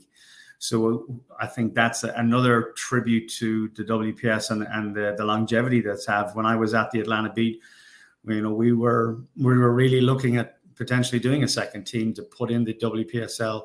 So our players would get plenty of minutes, and we'd also have a pool of players to pick from. So I think the growth of the women's game has been great, and it seems to be continuing to grow. I think that if Manya McCoskey's knee doesn't explode the way that it did and kind of shake up that back line, I think that your first year at the Atlanta Beat probably would have been very different. That's just my 2 cents on the matter. But can you talk about your roster makeup? Like where are you pulling your players from now for this? What are the player profiles that you're looking for? This gets asked of a lot of coaches, and they're expecting cardboard answers. But I just think it's very interesting to hear the different mentalities of this is how we source our players. This is the kind of how our roster is going to be made up, and this is generally where we're pulling our players from. So, I mean, we kind of have a year 1, year 2, year 3 plan. So year 1, to be fair, Coach Campbell Chapman, who put the roster together, I have to give him all the credit for our fabulous roster. He has obviously a lot of contacts and was able to put together this roster. But I know he wants to play an attractive brand of soccer, and that's very important to us. We really want to put on a show for the fans and play some good football. So from that point of view, I know that the roster is full of girls that are comfortable on the ball. We will be quick. We're going to try and press the opposition and win it back quickly. But it was important that we play, an attractive brand. So I know all the girls, profile-wise, that he's brought in will be comfortable on the ball and excited to attack. Most of the girls have an Atlanta, connection, and a lot of them are at different colleges all around the Southeast. And that was kind of our kind of plan 1 was let's get this roster together and play an attracting brand of football year 1 and see where we lie at the end of the season, because we were brand new. So we wanted to kind of obviously be competitive, and ultimately everyone wants to win, but we wanted to put together a roster that would play an attractive brand of football, give us a chance for success. And then at the end of the season, we'll reflect and see, what we want to do for next year. So that was kind of our process, but Campbell did put together the complete roster. Gareth O'Sullivan giving us the curtain pullback on the debut for Decatur FC tonight at Decatur High School.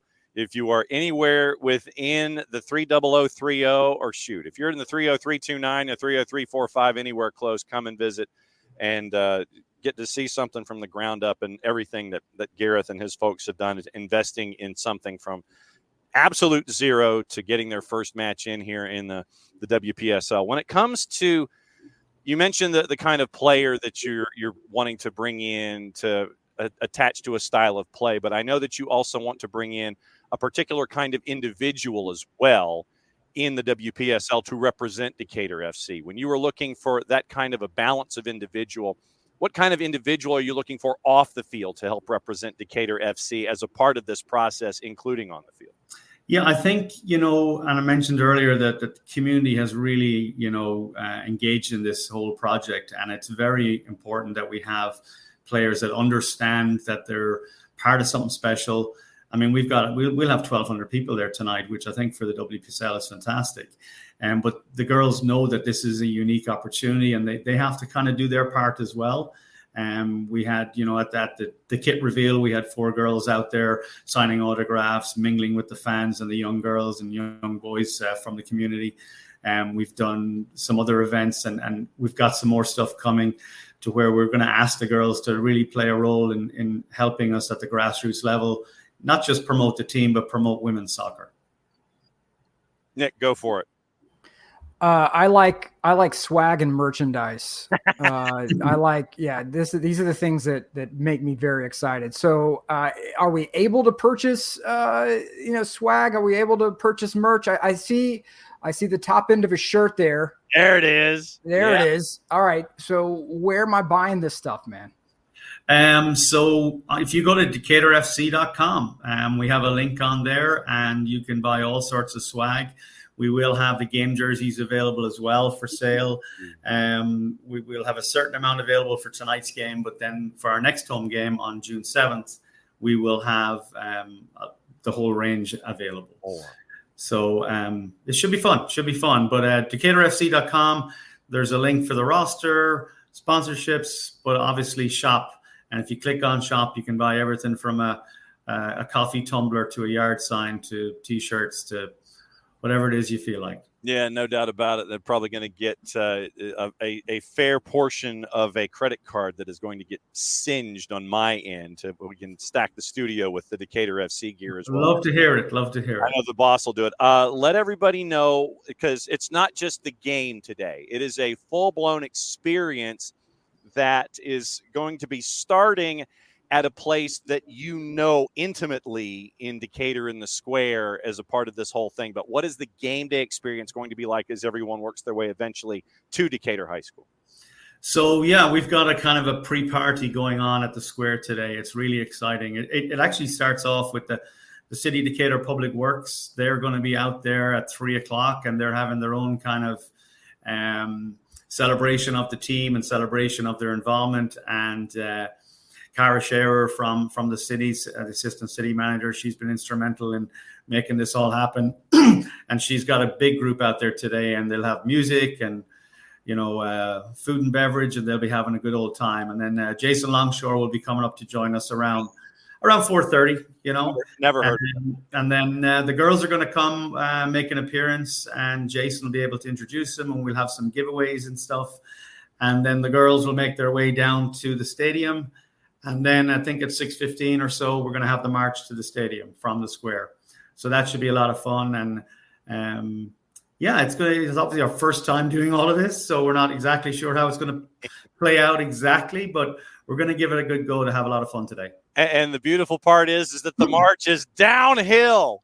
The march is downhill. That is correct. So yes, that will definitely help. And now the way back up afterwards might be difficult. Correct. Yes. And so that's why maybe you should, plan a meal after the match is over. There's some places in the square that you could perhaps kind of hang out at. And this is the beginning of our relationship with SDH and Decatur FC. And so we figured where it would be great to have you on here to break everything down. One of our viewers/listeners is in Charleston, South Carolina, and they're watching right now. And they're understanding that your accent is not an accent of Tucker, Georgia. So where are you from? They want to know your bio background in the bio blast, Gareth, and how you ended up here in this part of the planet.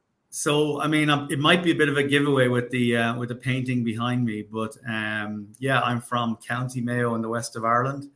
And I've been over here most of my adult life, to be fair, with a few extenuated. I was 5 years in Iceland and back in Ireland for 18 months in the middle of all that. But I did come to college over here at University of Memphis.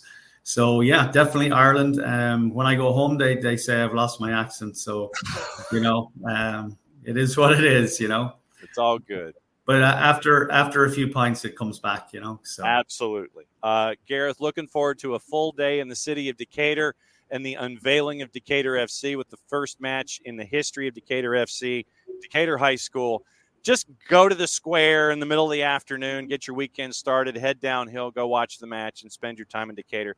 Thanks for dropping by. I know that this is a massively busy time for you, getting everything rolled out as the proud papa of this whole thing. Can't wait to see how it all rolls out. We'll be there tonight. Thanks for hanging out with us here on the morning show.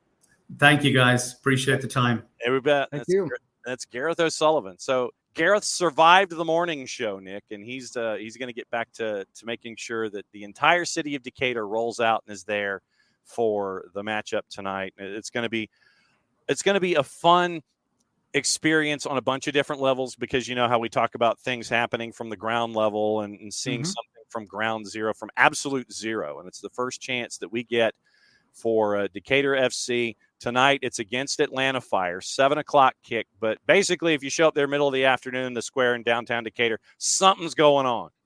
And some guy named Longshore is going to be there at some point, like 4:30-ish, to kind of get everything rolling. And so big stuff here, and glad that SDH is partnering with Decatur FC and seeing what's going on there. But no, it's going to be a fun one tonight. And it's the beginning of the WPSL season in earnest on our end. And we're going to catch up with our friends at Impact next week, because their home opener on the 1st. And we'll find out what's going on there with Georgia Impact up there in Canton. We figured we'd catch up with our friends at Decatur FC first time. So what do you think about Gareth in the ground up? Hey, he's a great guy. He had the Atlanta beat experience for everyone. Everyone was as challenging as you could possibly imagine. I've seen very few people who handled situations like that handle it with as much grace as he did. Yeah. He knows this business inside and out from the coaching perspective. He, building up youth programs, running college teams. He had work with Adidas for a while. He knows from both the kit supplier standpoint, player acquisition, scouting, where to go, who to talk to. He knows everything top to bottom. So if there was anyone who was going to be starting a WPSL team, I'm thrilled that it's Gareth, because number one, he's a quality stand-up guy. And then two, he knows what can happen when things go sideways, and he knows how to adjust. And then he knows how to build a sustainable model, because he knows how to develop youth players. Very few people, I think, would be as qualified as him to step in and start a team from the ground up like that. No, it's really cool. And like I said, we're going to be keeping an eye on Decatur FC. And what you also may want to do is download the Mixlr app, by the way, mixlr.com, or you can go to soccerdownhere.mixlr.com. And there might be a couple of matches for a WPSL activity this season that you'll hear on the SDH network. So great to catch up with Gareth and see what's going on at Decatur FC. Matchup tonight kicks off at 7, but basically just, after lunch, it's a holiday weekend. And if your boss is mad that you're leaving like early afternoon, mid-afternoon, it's like, dude, it's a holiday weekend. I got a soccer match to see, and I'm going to go party. If they got a problem, have your boss call us. We'll let him know. We'll talk to your boss. That's no problem. We'll talk to you. No problem. Here's what I'm going to tell your boss. I'm just going to give you a heads up. Right. So when Tuesday, when you go back in, if you're allowed to go back in, your boss is going to call us, and I'm going to say, I'm sorry. I thought this was America. Okay. And we do not allow the communists to demand that the worker stay at their post until 6 p.m. on a holiday weekend. This is not allowed. Okay. And this is clearly a violation of constitutional rights, that you should be forced to do Excel spreadsheets and answer emails at 5:45 p.m. on a holiday Friday. And so I demand, in the name of all right good gentlemen and ladies of the American persuasion, that this person be allowed their due rights and freedom to go and hang out in Decatur on the square, because I will not. You may sit here, all right, and badmouth me if you like, good sir. However, I will not sit here and allow you to badmouth the United States of America, gentlemen. Absolutely. I mean, that's what I'm going to tell your boss. Well, because Nick, I heard you were pre-law. Pre-med, but whatever. Thank you. But no, it's going to be fun, and this is part of what we talk about when it comes to showing support for your local teams, regardless of division. And it's the team around the corner and showing support on that level, because you never know where that support can go and grow and continue to evolve. You never know who you touch. You never know how many folks you touch. You never know what that impression of a particular local team can do to someone who's exposed to it for the first time. And so, as we've always said, rising tide lifts all boats.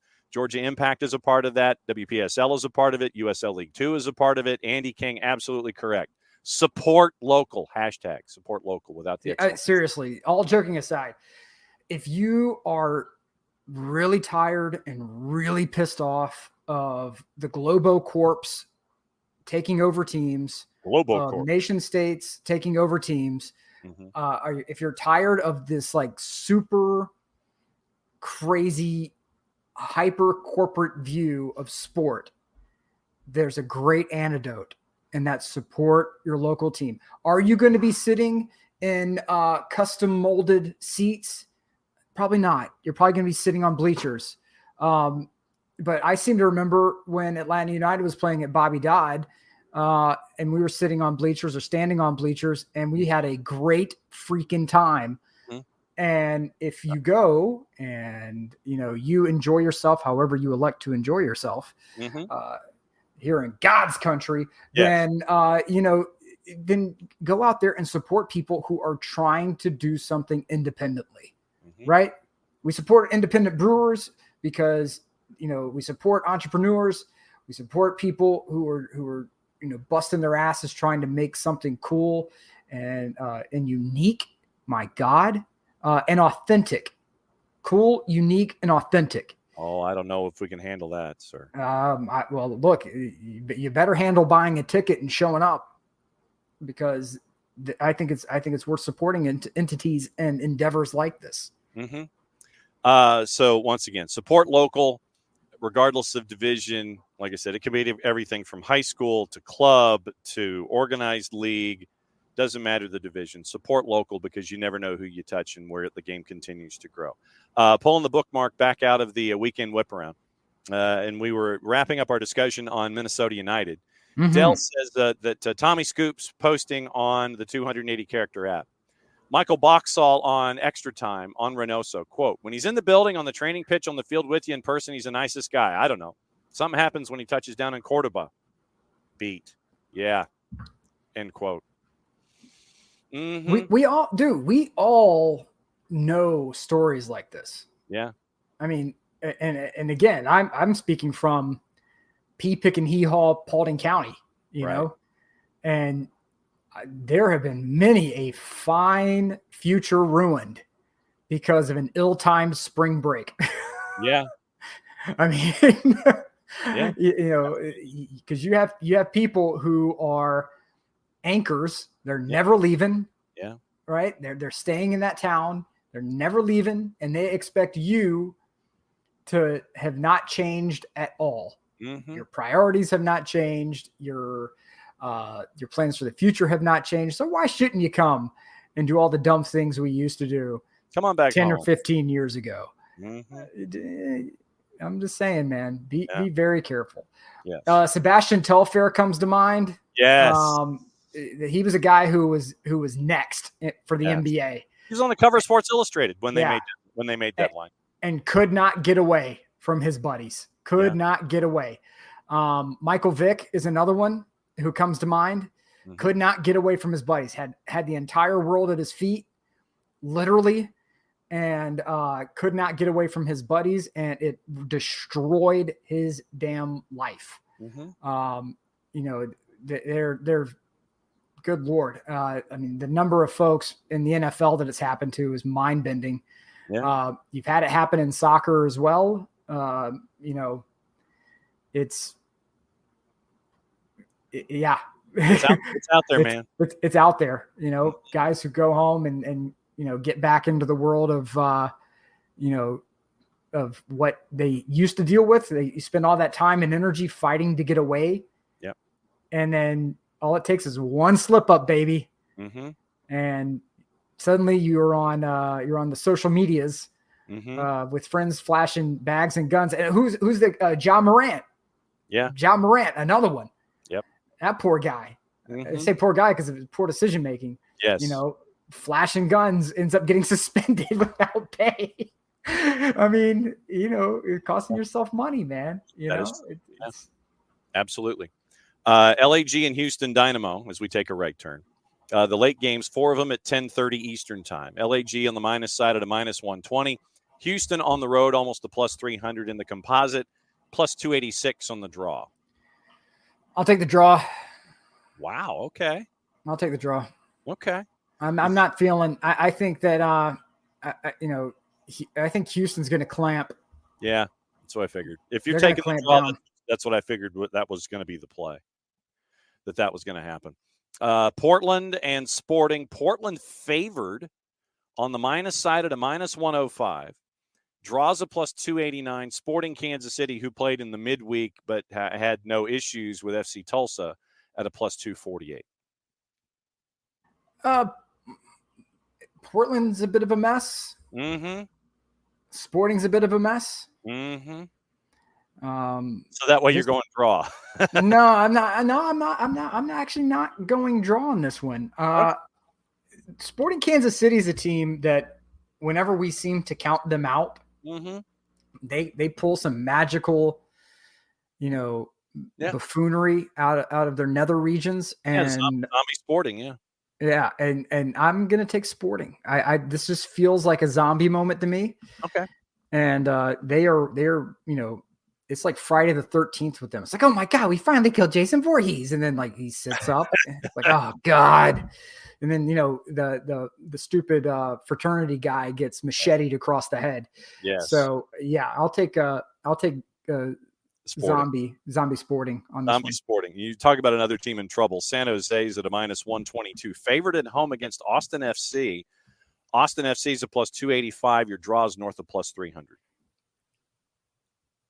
I'll take Austin. Yeah. And then Vancouver hosting Inter Miami, and Messi and friends will be just and friends because the flight left yesterday from South Florida to head from one end of the planet to the other. And not on said plane, which is a reminder to fix your fantasy team, fix your fantasy team, fix your fantasy team. No Messi, no Suarez, no Busquets. Heading to Vancouver, and Vancouver FC felt compelled to post a message to social media telling the fans that this was the case. The numbers flipped, understandably so. Vancouver now at home is a minus 120, playing and friends. Draws north of plus 300, and friends to win is a plus 284 in the composite. I'm going to take Vancouver. Yeah. If I can have a moment here. Yes, I yield the floor. If you are spending 5-6 times above normal ticket value for a spectacle and it blows up in your face, I have no sympathy for you. You are paying for a spectacle. This is no different than when people would go and they would spend absolutely insane amounts of money to see Stone Temple Pilots when Scott Weiland was in his ultra train wreck days, or George Jones. We're going to see No Show Jones, and then they would get mad because they spent all this money on tickets, and then George Jones didn't show up. Yeah. Come on, guys. Look, I get it. Everybody wants to see Messi. Everybody wants. I don't know too many people who are like, I'm going to spend so much money to see Suarez, but I'm sure there are people out there who do that. Right. If you are spending over a certain amount of money, and I'm talking like 3-4 times over MSRP for a freaking ticket, right, just to see a singular individual play, there is a known risk to that purchase. Okay. You are banking everything on a single point of failure. Single point of failure. If Messi wakes up in the morning and he has bubble guts, he ate one of those weird Miami pizzas, or he went to Publix and got a wrong sub. Yeah. He goes and gets a pub sub and it gives him bubble guts and he ain't playing. That is a you problem. That's not a Messi problem. That's not a Vancouver problem. That's not a Miami problem. That's a you problem because you took the gamble of purchasing a $300 ticket. If you purchase an MLS ticket for $300 to watch a singular player, that's a you problem because you're gambling. Mm-hmm. You're gambling for an experience. You're not gambling for a jackpot. You're gambling for an experience. So I have sympathy for you. I do. But I have a sympathy like someone who goes and spends their college fund trying to win at blackjack. Like, oh, damn, that's going to suck tomorrow. Like, that's my sympathy. Like, oh, damn, you're really going to hate that when the power bill comes due. If you got the money to burn, baby, burn it. But I just see on social media so many people getting angry because they're like, Vancouver charged us X amount and the resale ticket value was this and it didn't even who paid the ticket? Did Vancouver put an object to your head and say, buy this ticket? Bruh. No. Did they do that? Did somebody come up and say, if you buy this ticket, then you shall have everlasting life? No, nobody did that. Nobody said you were going to get an Ultra Charizard if you bought this $300 ticket. You said, I'm going to see Lionel Messi play. Lionel Messi said, no, you're not. So, I mean, it's a gamble. It's a gamble. Mm-hmm. So don't be mad at anyone else except the person who hit confirm purchase. Yeah. That's it. Just be mad at that person. And that's hard to do. But be mad at that person.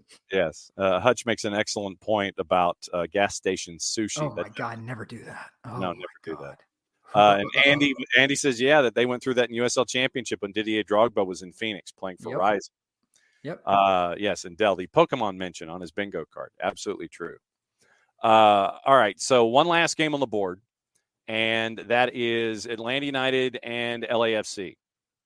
The numbers have flipped, and LAFC is now favored at a plus 142. Atlanta United's a plus 165. Draws a plus 279 in the composite. And there is no Yakimakis. Almada questionable. And you've got a team coming off of Open Cup. The team in the midweek did not have Saba. Had Brooks Lennon play north of 30 minutes. Bartosz Slisz played north of 30 minutes. You started Jamal. And it will be intriguing, and frankly, it will be intriguing to see what both of these game day rosters are, because LAFC started a lot of their big guns in their Open Cup match at home against Loudoun United. They won 3-0. Denny Bouanga played 80 minutes. Bogish played 90 minutes. Ilie had to be pulled after 23 minutes because of a precaution on an injury thought. So that meant that Atuesta played 67 minutes. You probably will get Lloris between the sticks because he did not play in the midweek. I don't know what the offense is going to look like for LAFC. We kind of know what the offense is going to look like for Atlanta United. This one has question marks written all over it. Yeah. This is if Lloris plays, I could see LAFC walking out with like a 2-0 win, because I think Lloris still has significant ability. It's Atlanta is going to, in my opinion, feel the need, whether this is Pineda's plan or not, to make a statement and to try and really push to get a win, right? Yeah. They're going to push to get a win. And I think, and what concerns me is my defensive nature. Yeah. I fear that that's going to leave a lot of space exposed in the back, because they are going to be pushing hard for a goal. I would love to see Atlanta get a win here. They have momentum. I want to see what happens with LAFC. I think that this is a game that Atlanta will have. If Saba has been skewing his shots wide, right? Because it feels like he's trying to aim for the post. Like he's trying to tuck it right inside of the post. If Saba straightens his shot out a touch and Saba's probably listening to this if he is, and he's probably like, this idiot has no idea what he's talking about. But it feels like he's pulling wide, right? Just trying to find that gap, that angle where the keeper just can't get to it. Right. If Saba, instead goes a little more direct, Atlanta could walk out of this win. To me, Saba is the key for the Atlanta United this week. Gigi's going to be out. Who knows how long? Yep. But I feel that this is going to be Saba for two reasons. One, Saba will hold the ball and draw people to him, which will allow space for others to operate freely. A depleted LAFC, players are on the bench for several reasons, but if you have players on the bench who are trying to, maybe they're a bit more physical than they are tactical, so they're not staying at home quite as well as they should, and they drift towards Saba, that creates space in the middle. And it's if he does that and it's taken advantage of, Atlanta could walk out a winner.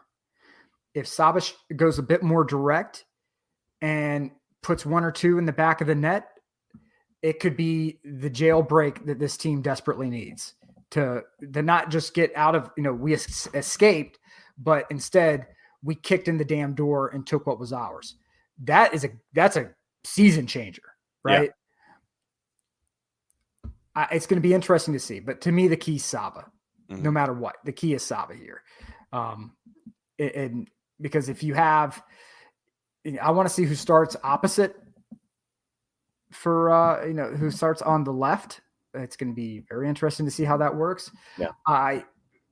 It's hard. I see what Dell's saying. Dell says, I have a bad feeling about the game. I think LAFC runs right and Pineda gets fired. Just what I'm seeing in my crystal ball.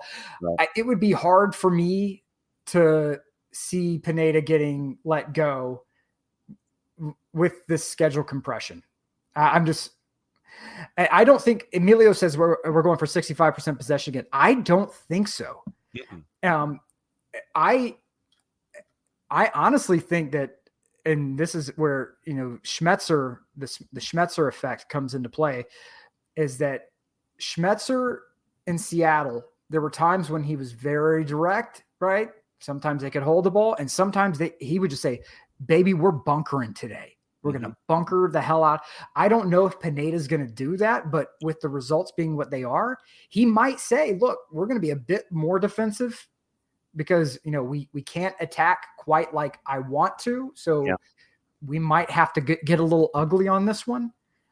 And maybe that's what happens here. I don't think it's going to be 65% possession. I could see, mid 50s. But I don't see 65% possession on this. That's just my thought. Yeah. I mean, I'm thinking it's probably Caleb and Brooks on the edges. I don't know how many minutes Brooks can give me, but I figure Brooks starts. Caleb on the left, Brooks on the right. Noah, I'm not counting on Noah, so it's probably some combination of Ronald and Stian and Ephra as your three center backs. Since you didn't play Tristan in the midweek, Tristan will start. Since we don't know about Thiago, to me, Nick Firmino is out of commission because he played 120 in the midweek.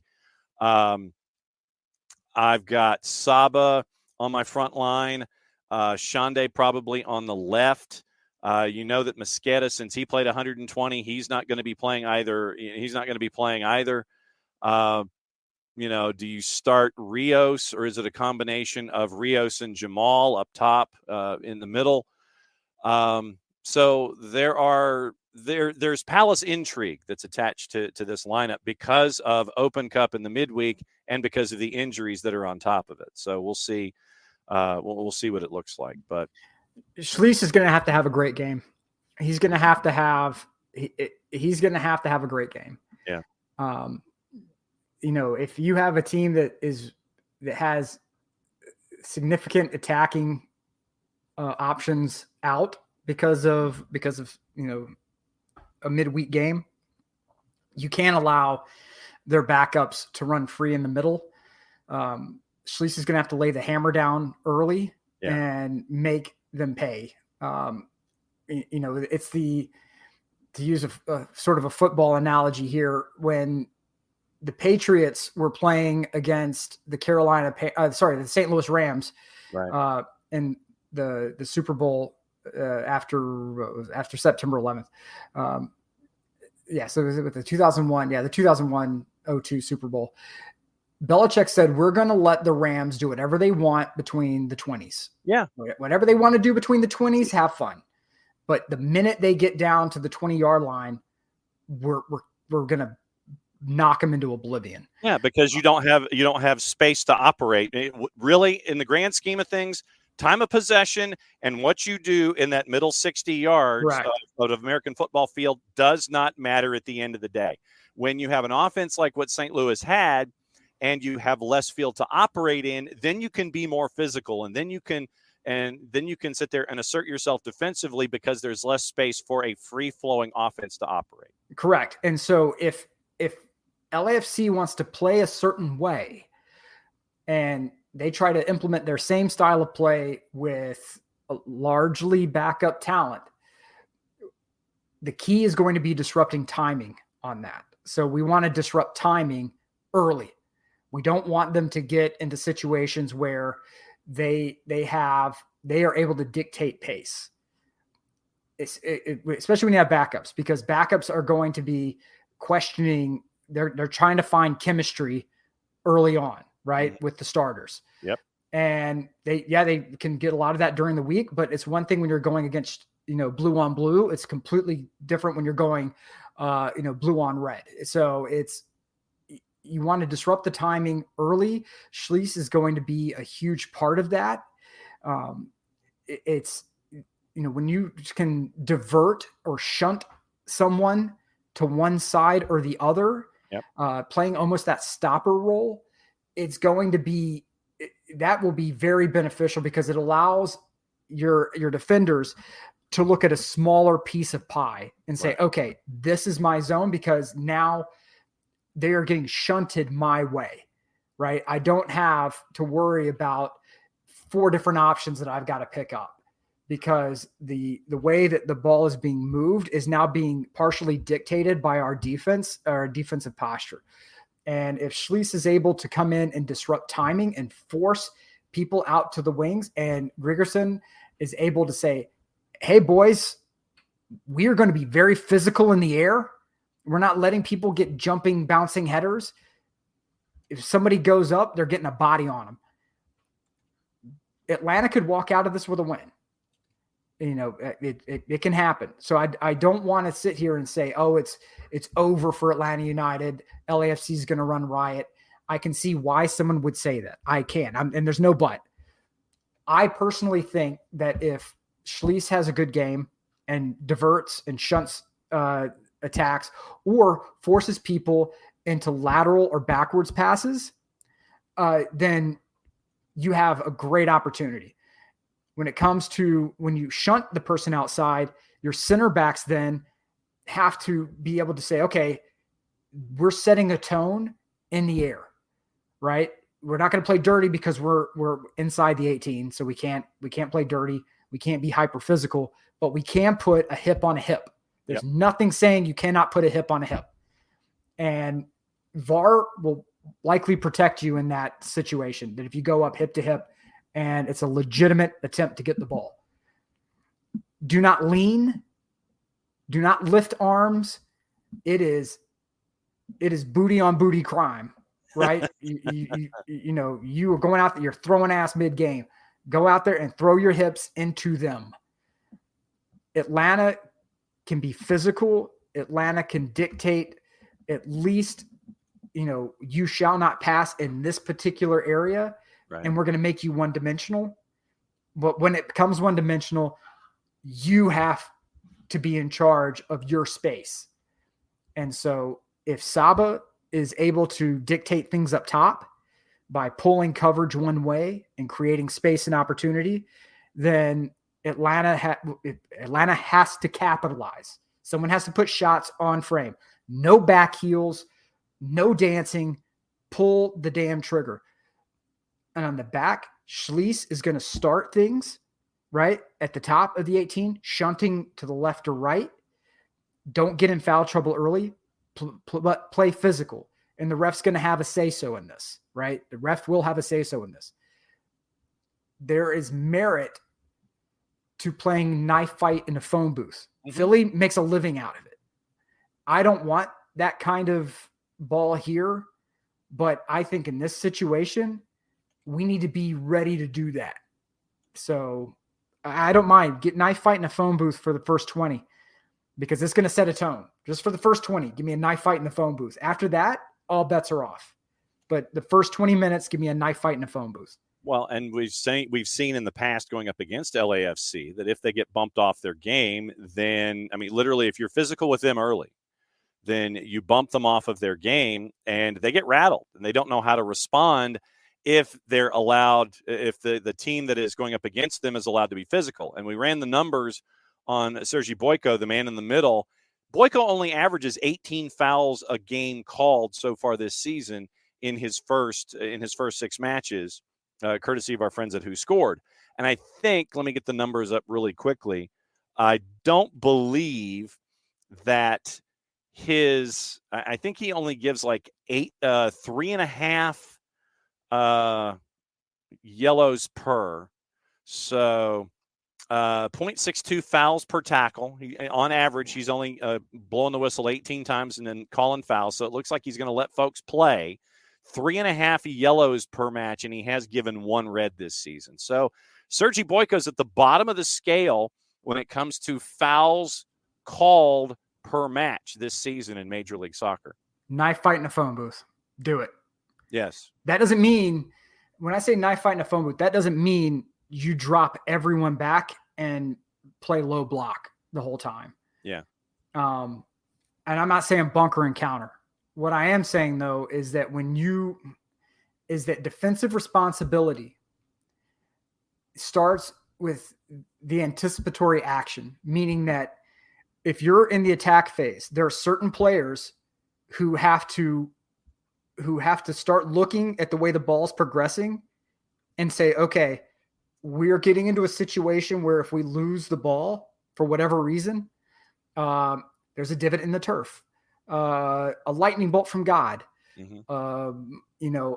A parachute man lands midfield, whatever it is. I need to be ready to drop back into coverage immediately. So I can't push as high as I want to. And if you are able to sort of read that situation and think about the spacing behind you, yeah, it allows the gaps to be filled quickly. And when you fill those gaps quickly, when you compress and you fill those spaces, what happens is the other team then has to pass horizontally or backwards to start their cycle over again because they're just trying to keep possession. And when that happens, then you are protecting yourself from those quick banger goals. And that's what I think happens sometimes with Atlanta United in transition play.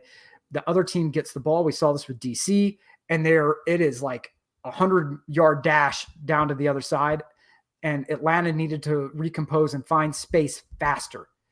So I think that from a defensive role, we need to start looking at anticipatory action. When the ball's in a certain space outside of the 18, we need to kind of hedge our bet here. When we're in the 18, okay, now I'm going to take the gamble and bum rush the top of the 18 to kind of catch that rebound pass if it gets loose, right? And to help keep the ball down here. But until we get to the 18, I have to hedge my bet.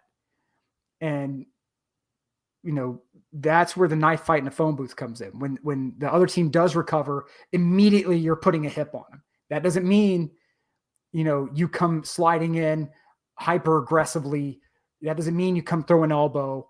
But what happens is, you're playing physical from the start. You're every time there's an opportunity to receive a pass, somebody's getting checked. There's a body on them. And that means you got to close down quickly. Right. And so that's what I mean by knife fight in a phone booth. You got to play physical and be physical right away to let them know, okay, instead of I'm gonna if the offensive player says I'm gonna receive a ball, I'm gonna turn, I'm gonna go. Okay, but now somebody bumps you from behind. Oh, wait, hold up. Okay, I got somebody here. Okay, so am I going to spin them? Am I going to look at the back pass? Am I going to look, is there an option horizontally here? Now I have to start going through the variables. Now I have to think. And that takes time. And in that time frame, it allows, if everyone else is doing their job, it allows those spaces to be covered. And it goes from being a surefire connected pass from me to someone else to now being 50-50. So that's the issue right now short story, very long, gap control, space control, and anticipatory action on defense. If we do that, we have a shot. Nothing behind you, everything in front of you. Doesn't matter what happens in front of you, but they get in close to your 18, 25 yards and in, that's when you close it down and send a couple of messages early on in the middle third that, we're here and we're going to be physical, because Sergi Boyko doesn't like to, he's not going to call foul. So, and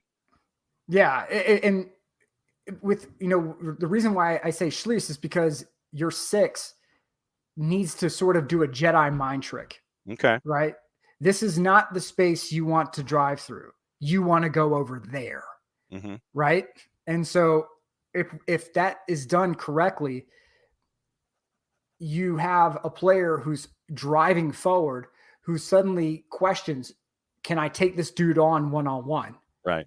Okay. No, I got to get rid of the ball. Yeah. Right. So whether I do a big looping cross or I try to do, a little bit of horizontal play here. If I do horizontal play, I do a back pass, then it allows the rest of my cohort to drop in and help defend.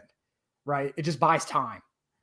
If they keep doing vertical and incisive passing, there's no time for that. And then you're talking about having to take bad angles. You're talking about those issues where the cards will start flying. If you start doing bad angles, if you start doing, quote unquote professional fouls. Yes.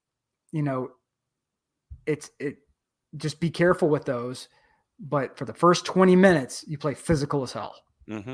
So Nick has Schließ and Saba in the spot shadow. Our weekend is like this. The Atlanta United match is 7:40 kick. So pregame 92.9, the game in the Odyssey app, is at 6:30 with Abe and Garrett, Mike and Jason dropping by. They'll have play-by-play of the match. We will also be monitoring Atlanta United 2. They are in Chattanooga, and because of this scheduling harmonic convergence, we'll just be doing things on social media, starting with their kick a little before 7 o'clock. And so we'll keep an eye on the 2s in Chattanooga. Be at Mercedes-Benz Stadium. Maddie and Jared will be there as a part of what's going on. And I'll be there as well with my big 30-foot head on the board. Today, it's Decatur FC, 7 o'clock pregame a little beforehand. And I think it's Jason's on the call, and we have a special individual who I believe will be in the booth calling color for that one. And I believe the boss and I will be in the stands heckling the broadcast booth in Decatur tonight. So looking forward to seeing everybody in Decatur for Decatur FC. Support all your local squads and have fun doing that. So very, very busy. Yes, we are going to have a show on Monday because it is a Reaction Monday. We'll be here at 9:05, but Atlanta United 2 on Saturday, 7 o'clock for the 2s on social media. Keep an eye out. That will let you know what's going on. 7:40 for the kick for the 2 for Atlanta United and LAFC, and we'll have everything laid out for you there as well. A lot of programming coming out today. We've got our USLW, League One, and Championship review previews. They're already up. Soccer for US POD has a new episode up. It is out later today. You'll get your NPSL update and your USL League 2 update to get you ready for everything going on the weekend. So we got a lot of ish that we are talking about today and for the weekend. Be safe this weekend, first and foremost. It's supposed to be like 9 gazillion degrees outside. Be safe, stay hydrated, and remember what the weekend is for, and remember what Monday is for as well. We'll talk about that more on Monday, but just be safe this weekend because this is the unofficial start of the summer season, even though we're probably another month. We're a month away from the actual thing from kicking in, and we'll let you know from there. But a very, very busy weekend. Thanks to Gareth O'Sullivan for dropping by. Thanks to Michael Parkhurst for dropping by.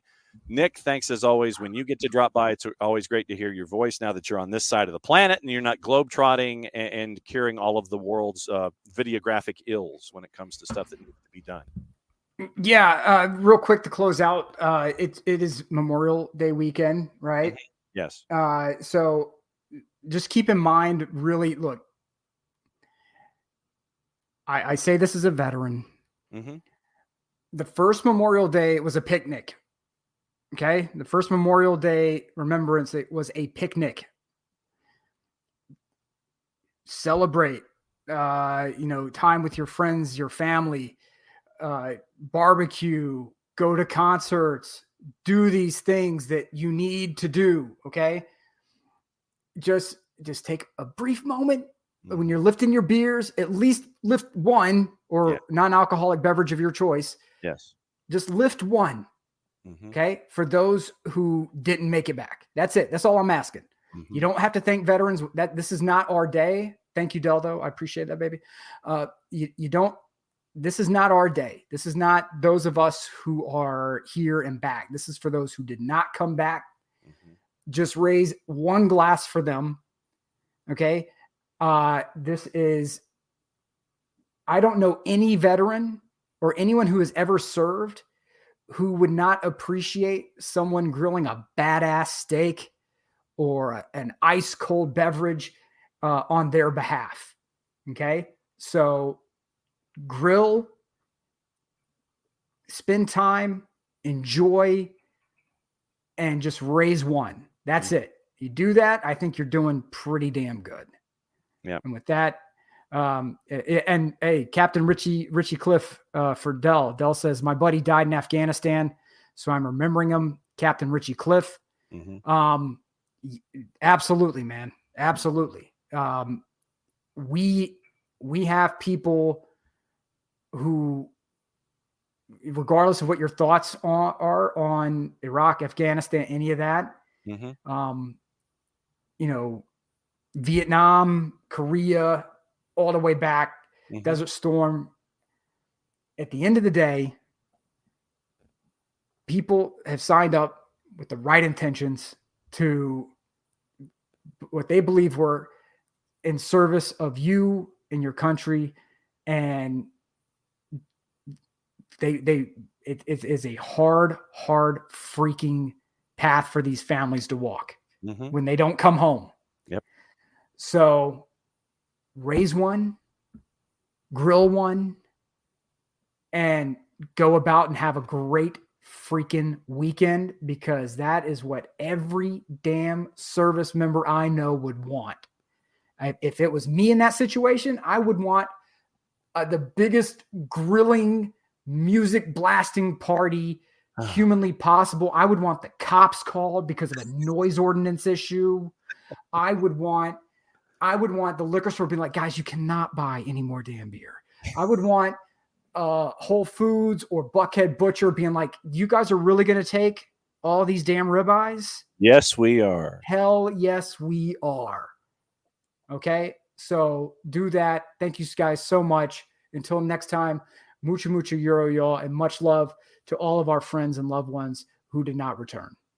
What he said. Busy weekend. Be safe. We'll talk about it again more on Monday.